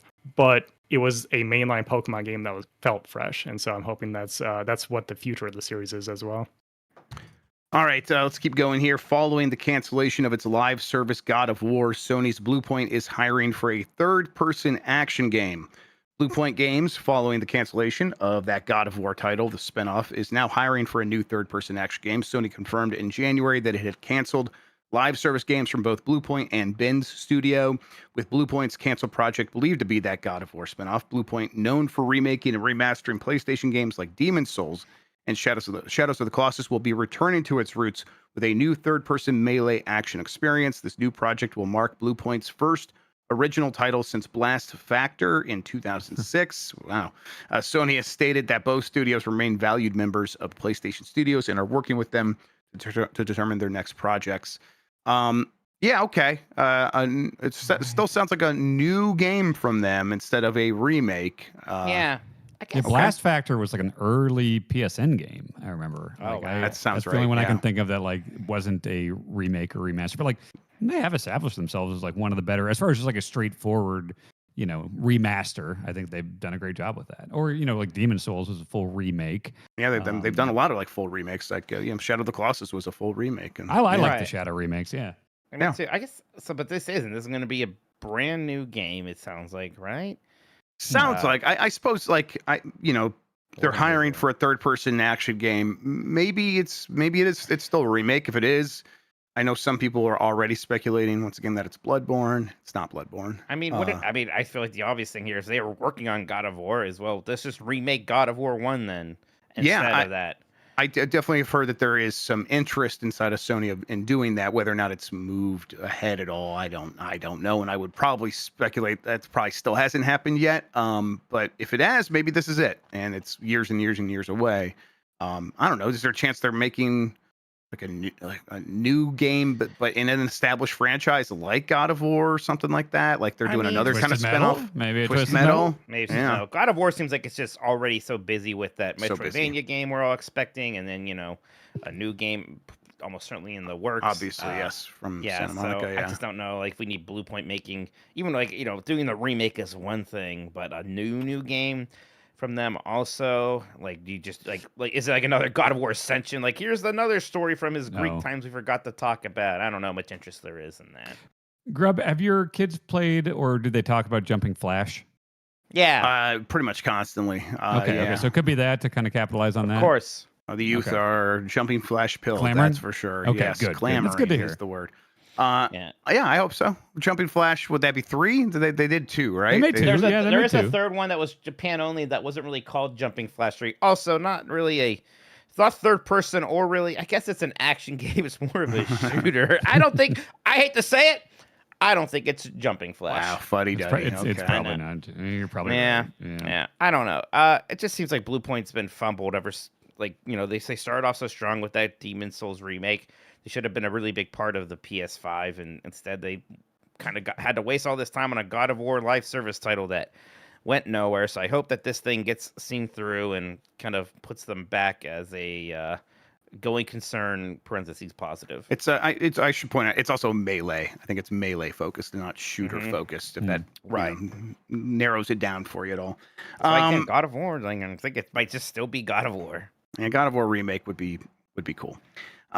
Lego Party and Digital Eclipse's Tetris Time Warp will soon be available to stream on Netflix. This is part of recently there was some Netflix is going to be doing less of big games or other stuff. We're going to kind of do more family focused stuff and party game focused stuff and stuff where you don't even need a controller. You just use your phone. Sounds like this is the angle they're going. And I got to say, hearing this, I was like, oh, you know what? That's a pretty good fit. Like Lego Party, if people could just start playing that on their TV through Netflix right away, I could see that really working. I mean, the thing is, a lot of those mini games are, tracing a line pretty specifically with an analog stick and everything. Yeah, So I think you're going to have to connect a controller, I guess. Yeah. But still, that's if that works, if it works Yeah. well, that's really fucking smart. Because again, I think about, I told the story about my I wouldn't even call them casual gamers family that were Lego Party kicks ass the other weekend. They're it's single just- issue gamers, just Mario Party, right? Yeah. And if everyone's got Netflix, that's pretty smart. And then you could still play crossplay with people on console. If that works, that sounds cool. Yeah, let's see, they've done stuff like the Oxenfree sequel. I guess they're going to keep doing stuff with that studio. Let's see here, but they're also going to bring in Boggle Party and Pictionary Game Night and Party Crashers Fool Your Friends. So these are the kinds of games they're going to do. Party games, basically. And Do I those think exist now? Boggle Party and Pictionary Game Night and Party Crashers? I don't Are know, those but if they do, we should maybe play some of them. Bombathon. Yeah, okay, fantastic. Late night Boggle game Party. show. I love block, yeah. Boggle. I'm not great at Yeah. Boggle, but I love Boggle.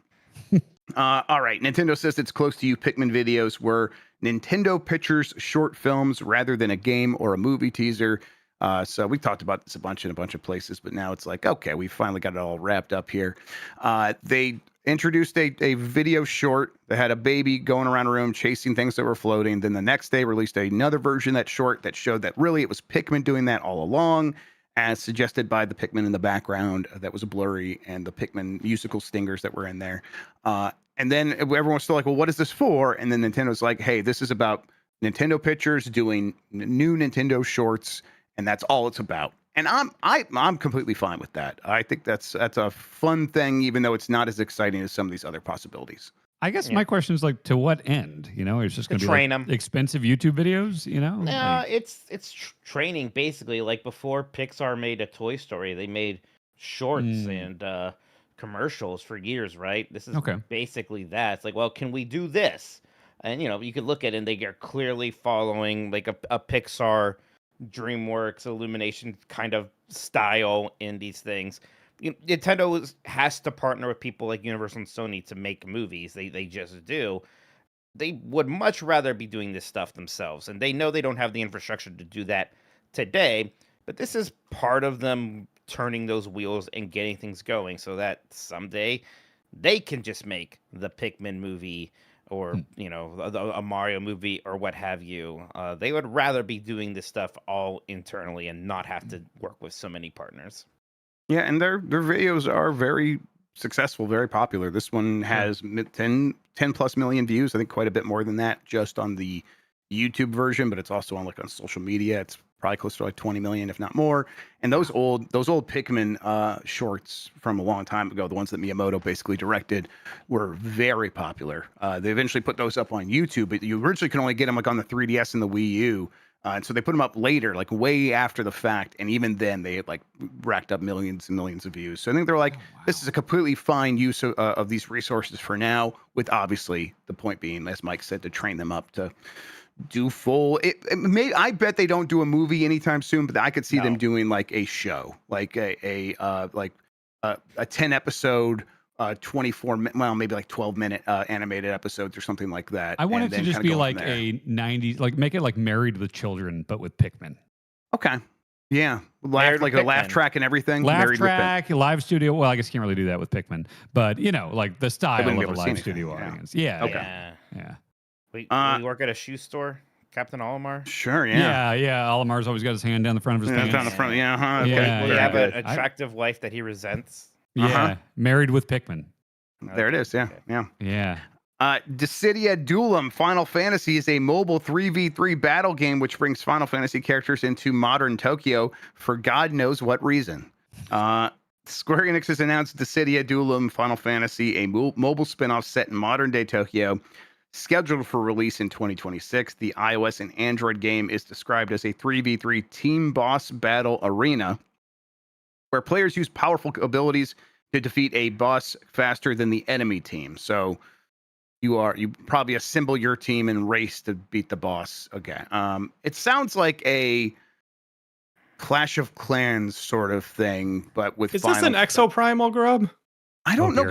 I don't think I bet you just like throw the characters out there and then they mostly auto battle. Yeah, like there's one section here where it looks like somebody's doing third person shooting all of a sudden. I don't know what it is. I can tell you this. Yeah. It's not a fighting game, right? Like that's the problem. Why that's won't what they make Dissidia should be?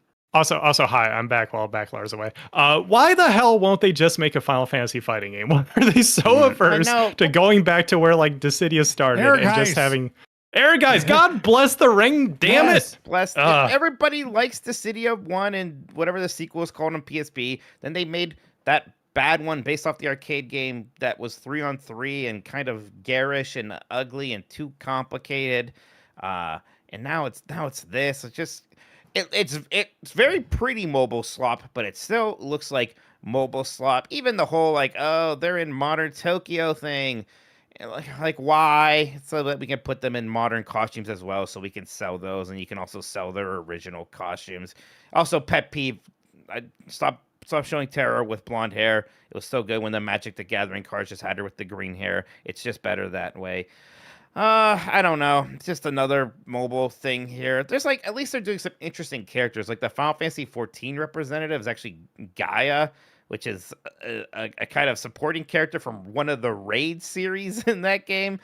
And there's some other choices here that are a little bit more interesting than the standard ones, but I'm sure they're gonna throw all sorts of characters at this thing. The Square Enix is always just throwing shit at the wall and seeing what sticks with mobile stuff. I don't even know if they're sticking around to see what sticks. I think they're just throwing shit at the wall. It's weird. They do have wild swings though, because sometimes they do have good mobile games. Like sure. I know people really liked Record Keeper back in the day, and I think that shut down. Just a couple of years, right? A lot of people did play Brave X. I like Brave Exvius. I thought that was actually like really good because it kind of was just a turn-based Final Fantasy 16-bit RPG on your phone. It was pretty sick. Yeah, I don't know. They take wild swings there.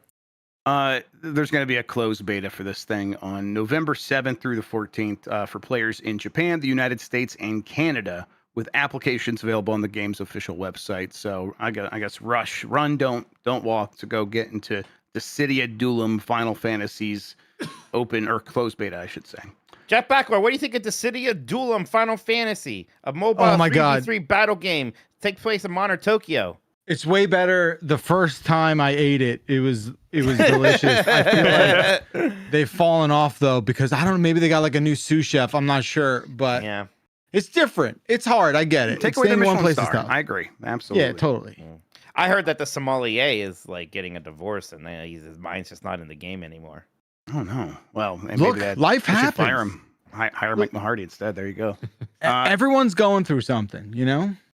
Avatar Legends, the fighting game, was canceled last year, and I kind of just put this in here because for Jan, because now they're bringing it back with a debut game trailer and a new developer whose entire existence is about giving games a second life. Avatar Legends, the fighting game, is a 2D fighting game based on Avatar: The Last Airbender. It will feature 12 playable characters at launch, a single-player campaign, and cross-play. The game is being developed and published by Gameplay Group International, which just is a name, a new studio that acquires and reimagines commercially unrealized games. Avatar Legends, the fighting game, was previously in development at Maximum Entertainment, publisher of Them's Fighting Herds and Diesel Legacy: The Brazen Age. So there was some cachet behind that, but was canceled last year, and now Gameplay Group International is going to bring it back. It's coming out summer 2026 on PlayStation, Xbox, Nintendo Switch 2, and PC. Is this where the fighting game scene is at, where like it can support even fighting games like this? I don't know. Yeah, dog. Like, there's a scene for everything nowadays, and it's really cool. In the age of rollback netcode and crossplay and everything, a game can have a small audience on any given platform. But if you add like, it's got like 1,000 players here, 1,000 players there, that dwindles, and we only get like a couple hundred on each platform, you can still get a good matchmaking pool of players on every platform. As long as you get strong initial sales, you're set. And something like Avatar this is exactly what we were talking about with Final Fantasy, where Avatar is coming out with a traditional 2D one-on-one fighting game. It looks like it's going to have assists in some ways, maybe like Mortal Kombat 1. It looks like it's going to be very like fan service, not in that way, but in the good way, to people who love this series like Jan. And as a fighting game fan, I didn't get super into Avatar back in the day, didn't have cable, all that. But I look at this game and I'm like, this looks sick. And yeah, I definitely think it has a place, maybe not necessarily on the Evo main stage, but at least with people playing online and stuff, right? Yeah, like looking at it, I'm like, man, I wish they would do this for a franchise I care about. And Avatar's, by all accounts, very good. I just haven't been able to watch. But even like this and Invincible, even the Marvel Tokon, like these all look like good games about franchises I'm just not super hot on at the moment. Where's my Star Trek Deep Space Nine 1v1 fighting game? Or, yeah. What else do I like? Epcot fighting game. The 1776 musical. Oh, Epcot fighting game? Yeah, What do you mean? Figment versus Leonardo da Vinci. adult versus a drunk Disney adult on top of Epcot. He's had too many at the beer garden in Germany. Oh no, he's climbing the pyramid in Mexico. He's not allowed to do that. I would like to see a founding fathers fighting game, though. Yeah, just Benjamin Franklin versus John Adams and Thomas Jefferson. You had Abe Lincoln was in the Fight Club game with Fred Of course Durst. he was. Yeah. Fred Durst was not a founding father, though. No. Is there a Jared Leto in the Fight Club game? I'm sure there is. I bet Yeah, there there- is. How many characters are in Fight Club? Yeah. Ooh, a He's Tron kinda- fighting game wouldn't be terrible. Still, he's kind of barely in. Like, I don't think you could really pick Jared Leto out. Yeah, but they put Abraham Lincoln in there, who was Yeah, a and throwaway Fred joke Durst. line. But that's And because Meatloaf. no, but that's because first of all, he has a huge part in Man, that. Meatloaf. I know He's got he's the turned- man tits. Yeah, he's Yes, the man yes. boobs. Please, also, yes, and is Gandhi in it? Because they basically the Abraham Lincoln and is because he's like, which historical figure would you want to fight? Yeah. Look, I'm not the Fight Club expert. I just know I know sound that. like it. Well, I know that line. I know that's probably where they got it from, right? Yeah, definitely. I have the roster for the fighting game, and yeah, Meatloaf is in it. Helena Bonham Carter is selectable, which that must be the only game that you can be Helena Bonham Carter in. There's not a Harry Potter fighting game? Guess No, not. not yet. Is she in that? Oh, wow. Yeah. She's Jared Leto is in the Beatrix game. Lestrange. Yeah, they got everyone. All the stars are here.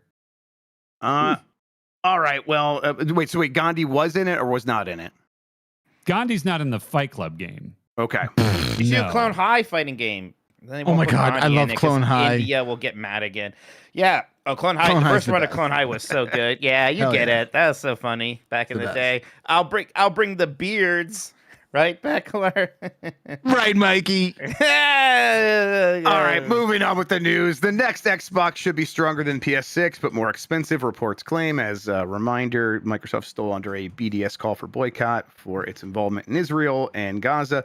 Both the PlayStation 6 and the next Xbox consoles are reportedly targeting a 2027 release. Insider Kepler L2 claims Sony plans a 2027 release for the PS6. Separately, hardware insider Moore's Law is Dead posted a video discussing the AMD Magnus APU, which he believes will be part of Microsoft's next-gen Xbox and is also planned for a 2027 launch. My life in gaming is what I was about to say. Moore's Law is Dead suggests the new Xbox might be a console PC hybrid, potentially stronger and more expensive than the PS6, aiming to challenge the PC gaming market. Let's see. He also previously claimed that Sony is planning a PS6 handheld with Nintendo Switch-like docking abilities. We'll see. All this stuff does seem like it's probably still a little bit in motion. Obviously, they're going to have to start solidifying these things now, maybe actually before now. But the idea here would be that they would start manufacturing these things in early 2027 for a late 2027 launch, which would be a 7-year, kind of 6-7 year life cycle. 6, 7. There it is. So yeah, that I don't know, like a normal generation, and then we're gonna get on to the next one. But this generation hasn't felt normal in any other way, so still a little odd. But I don't know. These we're gonna have to put a new one out. details are every generation. They are increasingly of less relevance. Yeah. What kind of, also, when I first read this, it said the Xbox should be stronger than, we're just not sure if it's got it in it. We don't know what kind of season it's going to have. You know? I don't Grub, you said care. My Life in Daming. That's my favorite Judi Dench podcast. Yes. Okay, you said My Life in Daming, and it made me think of a freaking Downton Abbey. I want to know, would it be funny if I, a person who never saw any Downton Abbey anything, only went to that last movie that's about to come out now, that's the big finale, and like gave a very in-depth review? I've watched it because I love Downton Abbey. I don't know. I don't think it would be very funny, actually. I think there's better- It's out. It came out last month. Oh, Yeah. There's funnier things you could do with your time. I think if you did that, you would be like, I need to kind of actually do see what's going to happen here, and I think you would get very into Downton Abbey. I think I would just genuinely like it. Yes, This absolutely. is interesting. MP Mayu in chat says, just watch Gosford Park. Is it do you know frightening in the Gosford? dark? No, Gosford Park. Gosford Park was so I have a weird connection to that movie because I was interning for Bob Balaban when he was producing Gosford Park, which is this Downton Abbey predecessor. And I'm like strangely familiar with that movie in a way that everyone's like, what? You, Bacalar? You know a lot about Gosford Park? I do. You're a goss head. You're a huge goss You're a head. gossiper. I'm goss coded. Yes, it's true. I'm goss coded. Yeah. You Anyway, interned with Bob Balaban? yeah, for 3 summers. Yep. Do you Wow. know him well? Man. I know him pretty well. Yeah. Could you text them right now? I'm not asking you to, but could Look, you? I could text him. He'd probably write back, who the fuck is this? Can you get Bob Balaban on the dump truck? That would be Man. pretty funny. Maybe. It's not, there's a non-zero chance. I mean, I got his fucking phone number. I don't know. Oh, That's crazy. Who is that? You would know him if you saw his face. Yeah. He was a character actor for a long time. He was in some in Seinfeld, Seinfeld stuff. He was the Yeah. NBC executive who like 80. yeah, he's up there. Who Jeez. got in love who fell in love with Elaine, right? In the NBC. Yeah. That's right. And he's Yeah. showing up in a lot of Wes Anderson shit lately. Character That actor makes in a sense. million things. Yeah. I think the only way forward for Xbox, maybe if they have one is Is to get Bob Balaban. They can't just Bob Balaban. They gotta Many get him people on are this. saying. Many people are saying. I've had strange instances in my life where like he's come back around. Where like I also knew like Richard Dreyfuss's kids for a while, and like What? yeah, it's a whole story. Mr. Holland's kids? Yeah, all the Wow. opuses, they're opus His 1 and 2. opuses. Yeah, exactly. And then obviously like they know him because they were in what's the alien movie called? Close Encounters. Close Encounters. Yeah. I've Yeah. seen that It's the third movie. kind. Yeah. Is And he- you've So seen there's- Bob Balaban. Who is There's he all in that. that? He's the pile of potatoes. Yeah. Oh, this is method important. actor, yeah. This is important. They parody Yeah, that I moment don't- in UHF. I don't talk about that a lot, That's but a that's second Weird yeah. Al reference in this conversation, We need everybody. one more. Can No, you wait, get one hang more on. in you? Mike, you just said second Weird Al reference. You're doing the Scary in the Dark or whatever? That was the Yeah, first I one? wasn't doing. Yeah, I wasn't doing Not MacArthur, doing MacArthur Park. I was You're doing Jurassic Park, the Weird Al Park. version. Wow. Yeah, Okay. I was thinking MacArthur Park. Oh. No, You I were went straight thinking to about Weird Al. Alapalooza. Yeah. Yeah, Oh my right. God. God, right. we are filling pages and pages of wiki lore right now. Let me just tell you. Original. I'm normal. All the sweet cream frosting rolling down. Oh What's he God, doing? Mike. What's he I don't doing? Buttercream frosting. That's MacArthur Park. I think The he's trying cake. to. Yeah. The. Yeah. Black Someone finger. let the cake out in the rain. Microsoft denies claims that Target and Walmart stores are removing Xbox products from shelves. This popped off over the weekend, and then someone asked Xbox, and they're like, "They're not doing that," but everyone's like, "Well, we believed it because it just like that just sounds right Yeah, now." everybody immediately believed it. Yeah. But you know, they did not say this for Costco, which did take this stuff down, did take Xbox products off shelves and off their website. So yeah, I don't know. They when all this stuff was happening, they're like, hey, and we're gonna keep making hardware as well. Just look at this thing where we said we're working with AMD and we're making new hardware. So they do seem dedicated, but dedicated for now, and also like it's just so easy to dismiss anything they say officially because it has and will change. So, okay, maybe Target and Walmart still has it for now, but I don't blame anyone for being like skeptical about the future of Xbox. That'll be a real bad sign if Walmart stops selling Xboxes. Yes, yes, definitely. And yeah, again, like where this originated from. Let's see here. I think Destin was like kind of out here trying to find it because he's the one that said something about Costco and was trying to find out exactly what's happened there. And then Windows Central came out and countered the story. Man. All right. That does it for the news, though. Let's wrap things up and hand the show back over to Mike Minotti. All right. Thank you so much, Jeff. We'll take.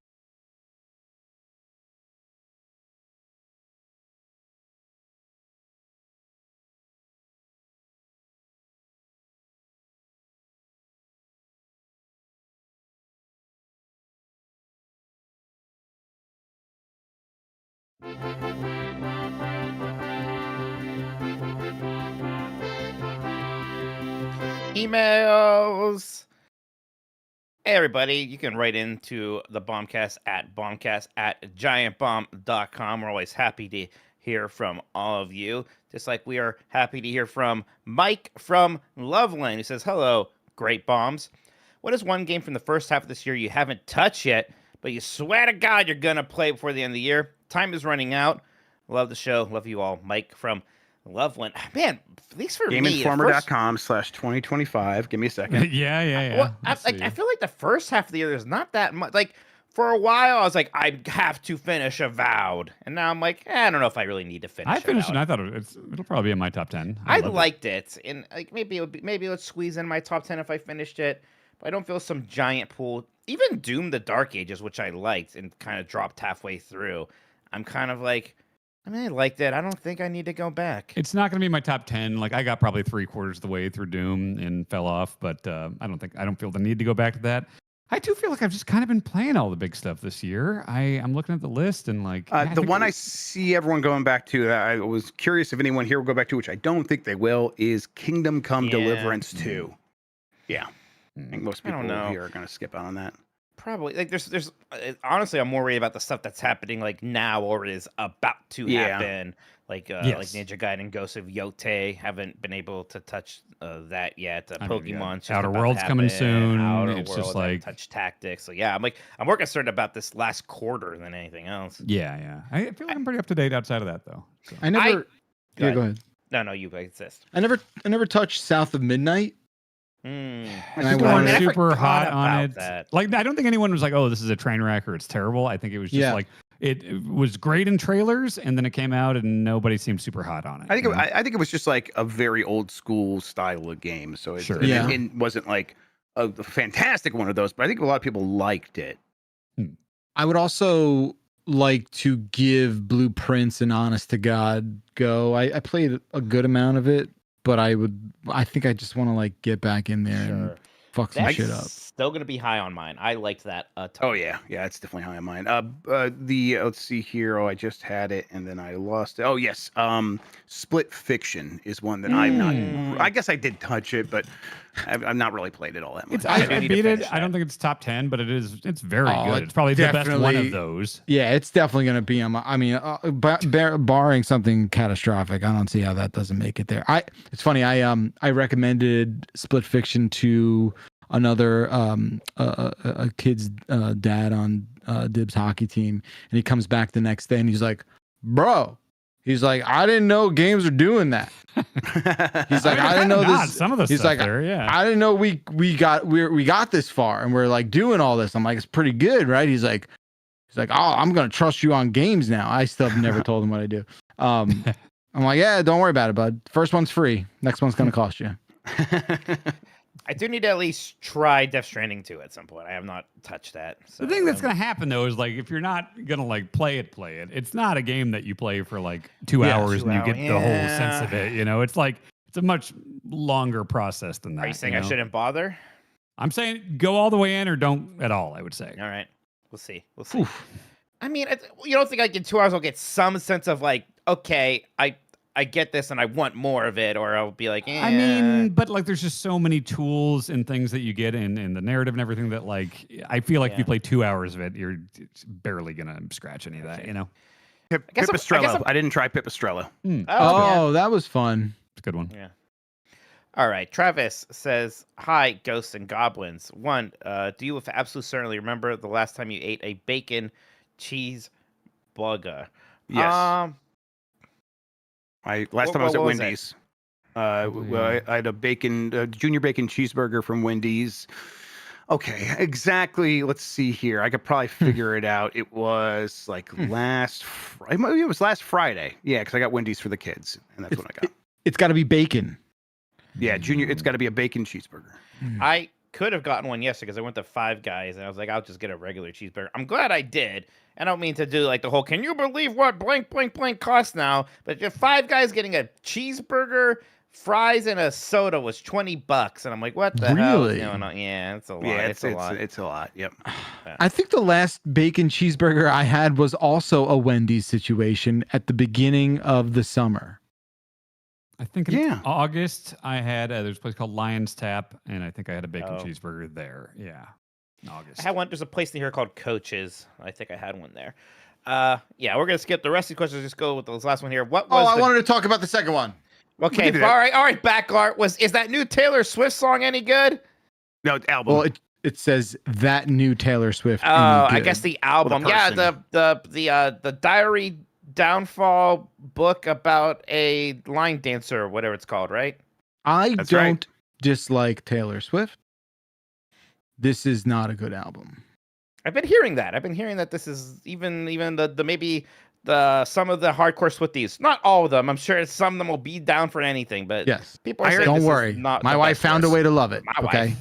My wife. Someone explained to me that it's because she's aging out of being a pretty little white girl, and all of her music is pretty little white girl music. So I kind of push back on all those narratives. I think it's Okay. just like unfair to just be like, I mean, look, she does crank out records in record time, right? It is, I find that not like troubling. I just find that to be like a footnote that needs to be talked about because musicians putting out like one a year. I don't know. I'm always a little suspicious about stuff like that. Not that like to discredit the quality of the work. I'm just like, really, you're pumping out new music like once, like I don't know. A lot of my favorite bands, every 4 years, I'm lucky if I get a new record out of those guys. Anyway, I think lyrically, I think things are just not there. It's very saccharine. It's very just sort of not challenging anything interesting. I just don't find it very interesting. How's That the is all. combat?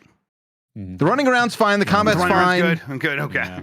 Yeah. I'm just not like overtaken with like, wow, she's got a lot to say here. I think some of the lyrics are like actually kind of like remarkably stupid in places. Yeah, it was kind of like very surface level memey stuff I heard, and so I don't have an opinion on. You know what? I will say Is this. she the Borderlands 4 of music? Uh, More I'll say popular that- than that Borderlands even, 3 though. was more Mimi, so yeah. I think That's the right, Needle yeah. Drop actually has a really good review of it. I think he has a very thoughtful and well written review. Go watch that. All right. Oh, she's a showgirl, not a line dancer. All right, Travis and Fargo.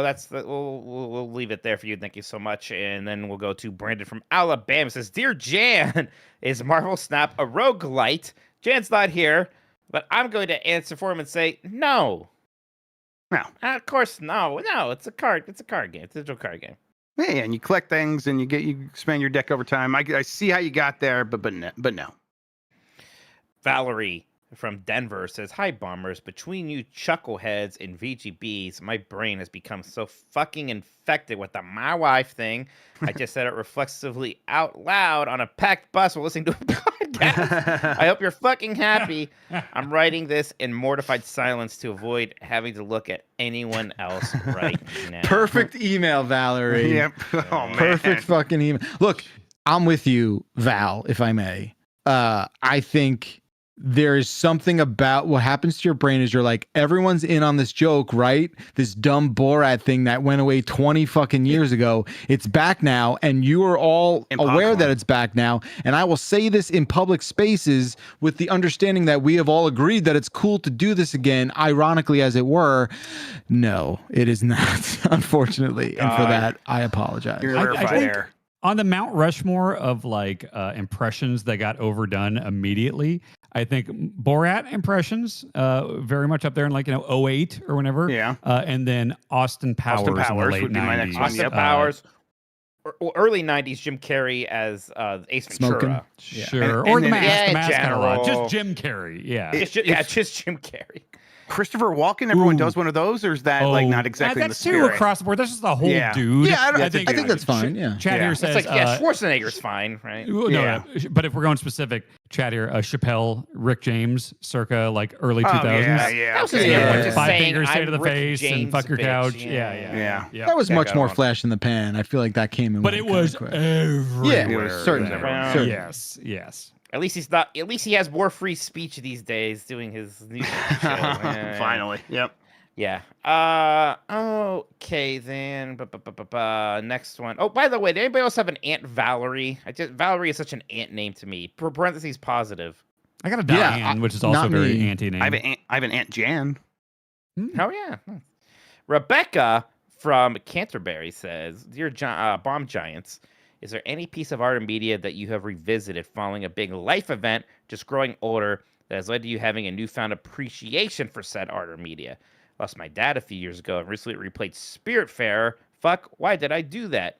Anyway, hope you're well. Trans writes, Rebecca from Canterbury. P.S. All the giant bombs who independent, throw your hands up at me." There you go. There you go. Mm-hmm. It's the cliche thing, but Interstellar was different after having kids. It's stupid, but it's true. Also, First Man. I think I kind of like didn't really pay attention the first time I watched that, but then watched it. I think I had kids the first time I watched it, but I like was really feeling it the second time, and like that movie is just about like losing kids. I don't think I could ever watch it again. It was very affecting. I feel like I've grown as a person in a lot of ways over the years. Thank you for the laughter. Come on. You But I asked do for think it. in broad 3.0. strokes, I'm kind of just the same dude I was in like 1998. So yeah, I don't really have any like, like it all kind of hits me the same now as it did You back kind then. of don't revisit things because you're hardly visiting. You're just like there experiencing. Do you know what I mean? Do you get what I'm saying? Like you're just. No. you're just Me watching specifically it. or humanity? You. No, you specifically. Dan. Very clearly you, but Yeah. But I mean, things like Metal Gear Solid impacted me like crazy in '98, and it does in the same way now. It's not like, oh yeah, my clone dad came back at the graveyard, and now I can think of this in a different way. You know, it's like it's still Well, like that happens to the rest of us. yeah, and that hasn't happened to you I yet. don't know if that's like the same emotional experience that the emailer is talking about, right?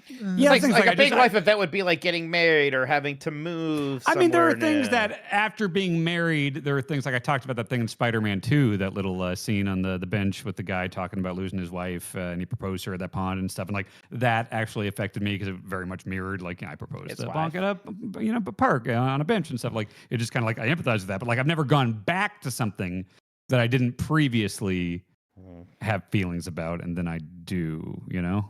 I mean, Does that make yeah. sense?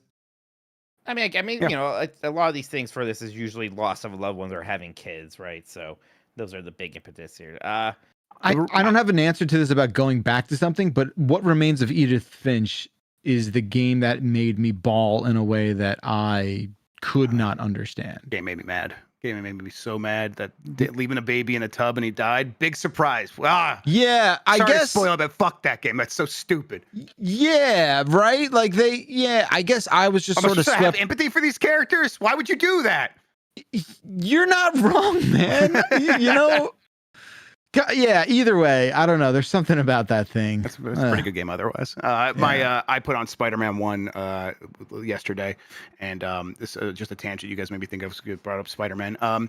And I was watching, and the kids are kind of paying attention, kind of playing Minecraft, but then the kissing scene comes on, and Addie was just like locked in, and I'm like, oh, this is gonna be like a formative thing. She's gonna think this is what romance is. And I'm like, the upside down kiss. the upside down kiss, and I like leaned over, I'm like, this won an MTV Movie Award for best kiss. It's hot, man. It's a hot kiss. What else won that award? Because it's the only one I think anyone remembers winning the. Oh, there was one where like I feel like there was one where like Adam Sandler and Kevin James were kissing in one of those. That sounds right. Yeah. Yeah, that seems like Chuck right and up. Larry. Yeah, that seems Yeah. right up the alley of that. show.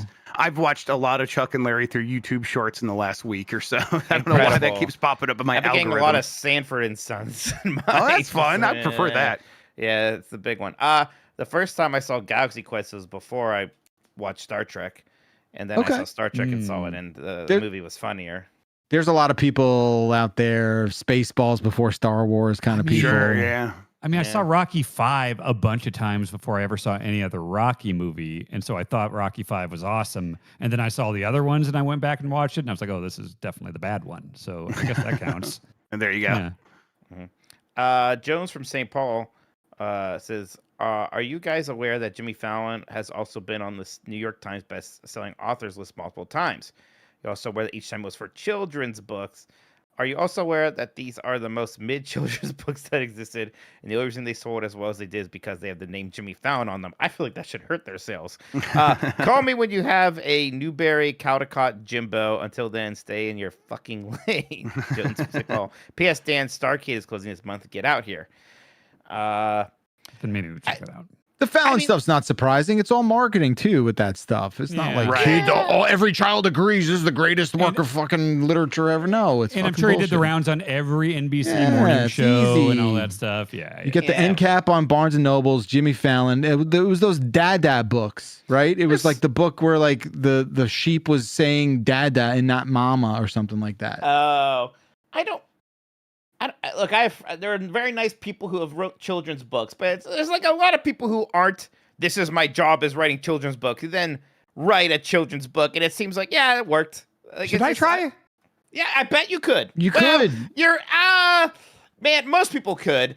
I Well, feel like you yeah, have actually- no idea what No. children would like or It's what. true. Or I need bet to that would. learn. I bet it'd be extremely successful because of that. Thank you. Thank you. I think, Yes. I think it's like so crazy it just might work kind of stuff because Alex Spaniello wrote a children's book. I have did. read He it. did. It's good. Yeah. Casey yeah. and Zaps, Casey right? and Greg, Zaps, Greg yeah. Miller Yeah. did. Hangman Adam Page did. Like everyone's like, Pretty this is funny my if I children's did. book. Here's What would the it be thing. about? Okay, Yeah. let's workshop this. Well, So I have kids- I have an idea. I want to hear yours. Just, Okay. just real What quick, age are we- Jimmy Fallon Merchandise.com is a sad website. I don't wanna now we can continue. Just Go to please. store.giantbomb.com So- instead. That's a happy place. What is the right age for children's books? What, like a 6-year-old? Is that kind of like the prime No, time? no, I like- think you're already Yeah, it's Too old, too any young? age, any age. It'll Really, be- like. yeah. But I mean, You you gotta- have to like what do think you of mean? this because It's like, a bad 06. question. A bad question, Dan. It's because Yeah. there's children's books for every kind of child. every They're called but I need children's to, books. that's the thing. I got to figure out what You don't I'm need it. going You're no, for. supposed I to think choose one. You have to decide. You have to decide who am I writing this for? Is Okay, my yeah. first I think smaller assumption that kids like smaller? Well, it's an age 4 thing. to 10.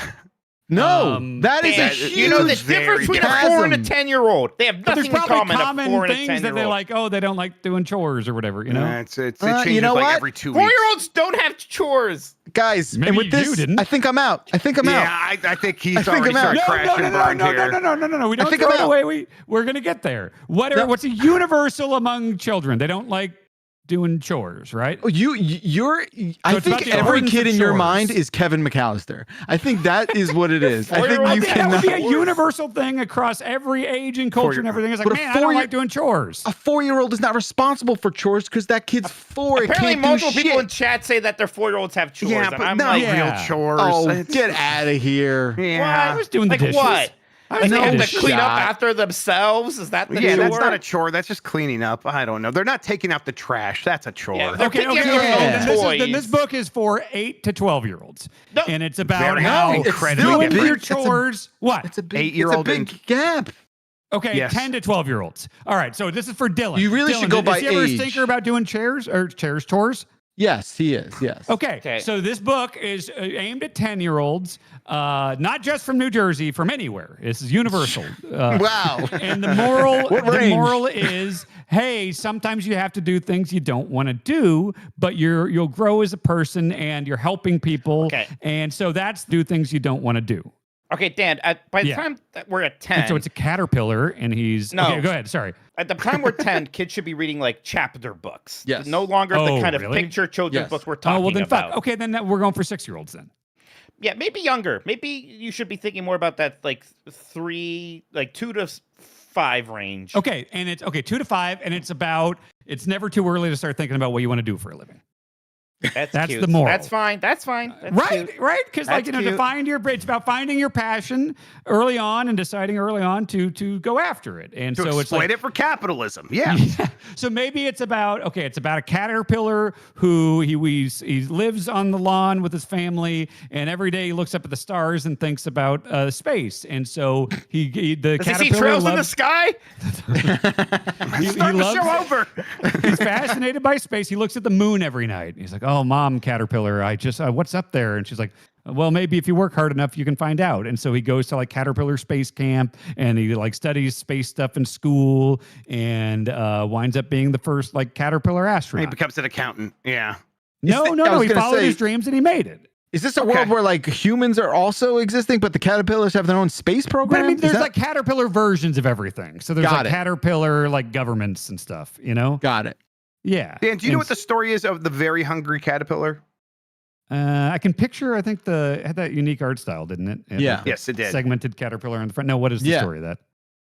Basically, he just eats a lot. Yeah, he's just eats too much. Yeah. It's a very hungry So caterpillar. is it Yeah.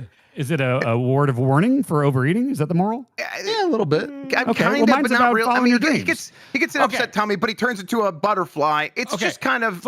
Then no caterpillar. They already did that. They already did the caterpillar. So mine is about Yeah, caterpillar's a spoken for. yeah. Mine's about a woodpecker. It's a family of woodpeckers. okay. and Oh, they now get you're tired. going. Oh, I'm tired of eating this house every day. Oh, Right. mom, I'm bored of this. And so the woodpecker starts a little farm where it makes a bunch of like vegan snacks. He's a for other productive birds. member of society now. Yeah. So he's like, I'm tired of this thing that I'm eating every day. I'm going to invent something better for us woodpeckers. And so he makes a little I'm woodpecker going to find farm. a need in the market and fill it. Yeah. And then he's going to make a bunch of like healthy, like a Whole Foods for birds. Okay. All right. I'd like to make a book about business Dracula. Oh, that'd be good. That's, yeah. that's good. Yeah. Be more like Bacalar, Dan. Jesus. Yeah. I have all the sharks are invested, and it took pulling teeth with you. I get it. It's fine. All right, we got a few super chats here to get to too. From the first Andres, it says Mug Week when Mug Master Mitch must stop the hate. What if the hate's justified? Well, yeah, I Whoa. The hate can keep going. 'Cause Whoa. mugs are bad, and they're It's awful not merchandise. prejudiced hate. It's Judas. He has judged what has happened here, and it says this must be hated. Yeah. So there's like what is Mug Week? I mean, we play as Mugman and Cuphead, and then what? No, we introduce it's like an advent calendar. Every day we introduce a new mug to the store. There you go. Oh my god. There you go. Oh, I it love sounds like that. hell. That We, sounds we, awesome. we raise money for charity by having you sit on a dunk tank, but we throw mugs at you instead. That sounds painful. They're Pretty gonna cool. break and cut me. Sounds like a And big, they will expensive break, mess. 'cause that's Yeah. all that mugs do is break. Great. Big Fresh 37 says, has Dan tried Warhammer 40k Speed Freaks? No. What is that? There's so many Warhammer 40k games. You made that up. Big Fresh, I'm you now made aware that up. that there are cool Warhammer things now. I can acknowledge that. We played that co-op Is this a, Gears. I'm gonna guess this is a car combat game. Oh. like Star Wars Demolition. Yeah, like Star Wars Demolition. Okay. They I like it. oh, All right, I'm this checking it looks out. pretty Why is it good. spelled like Freaks? I like that. Freek. It's like Freak Style from EA Big. So because you can trademark it. This looks good. Oh, it is a car combat game. What is Okay. this? All right. Let's play this. Yeah, came out I in want to May. play this. This came out in That's May. May very of positive 23. reviews. What the hell? Is I'm it adding play online or with bots? Does it have like a co-op campaign like Twisted Metal? I would go through that with you. Ooh, Grub. that'd be cool. Let's see here. But I'm getting it now. It says online PvP. What the hell? Where'd this come from? I don't know. I'll try it out.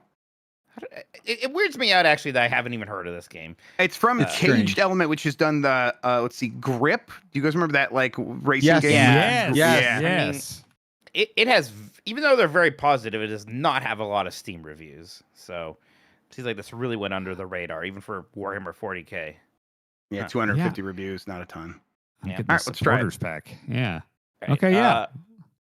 AP Idiot Box says, sharing a picture to the Giant Bomb Discord of my zoo's baby orangutan wielding a knife that somebody threw into the exhibit a few weeks ago.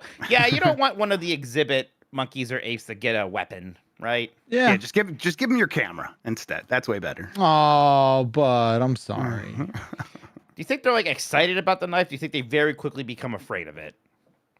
I think if they're like- holding it, they're excited. But if any part of them is able to understand, ooh, sharp thing, do you think they go scared, throw it It's away, or true. do you think they go No. weapon? No, I I'm think the they go. leader now. This is how Yes. Planet of the Apes starts. Okay. Yeah, Have you seen 2001: A Space Odyssey? I Exactly. think they go weapon. Okay, Mhm. they're thinking weapon. I mean, it depends on the ape, but yes, for the most part, weapon. Apes together strong. I know that. Apes with knife, very strong. Matthew Madison says for the Jan Coffee Fund. Thank you so much, Matthew. And then Kitty Catman 93 says, my golf hat just arrived and gotta say, as an individual with a huge ass head, this hat is comfy as hell. Or shit. Sorry, shit, not hell. Good, great work, fellas. Thank you, Kid. I'm glad the merch is arriving and it's looking good and feeling good. Yeah, I have a I think big mine's head getting here too. today. Nice. Usually, like hats like that don't fit me very well, but this hat fits great. I was very happy with it. So maybe we'll use that style of hat for some other design again in the future because it seemed pretty comfortable. Cool. But there we go. That's it for the super chats as well, fellas. What do we have popping off this week now at Giant Bomb? Some things are getting moved around a little bit since we missed a good chunk of yesterday for the holiday. So if you missed Monday morning's Mysteries with Mitch, we're playing Seventh Guest. We're actually doing that on Friday now. That's 12:30 Eastern, so kind of in between Game S mornings and UPF. Speaking of UPF, I believe our plan is to check out a bunch of the Steam Next Fest demos that are popping up right now. There's a Star Trek Voyager game I want to play, everybody. I need it. Ooh.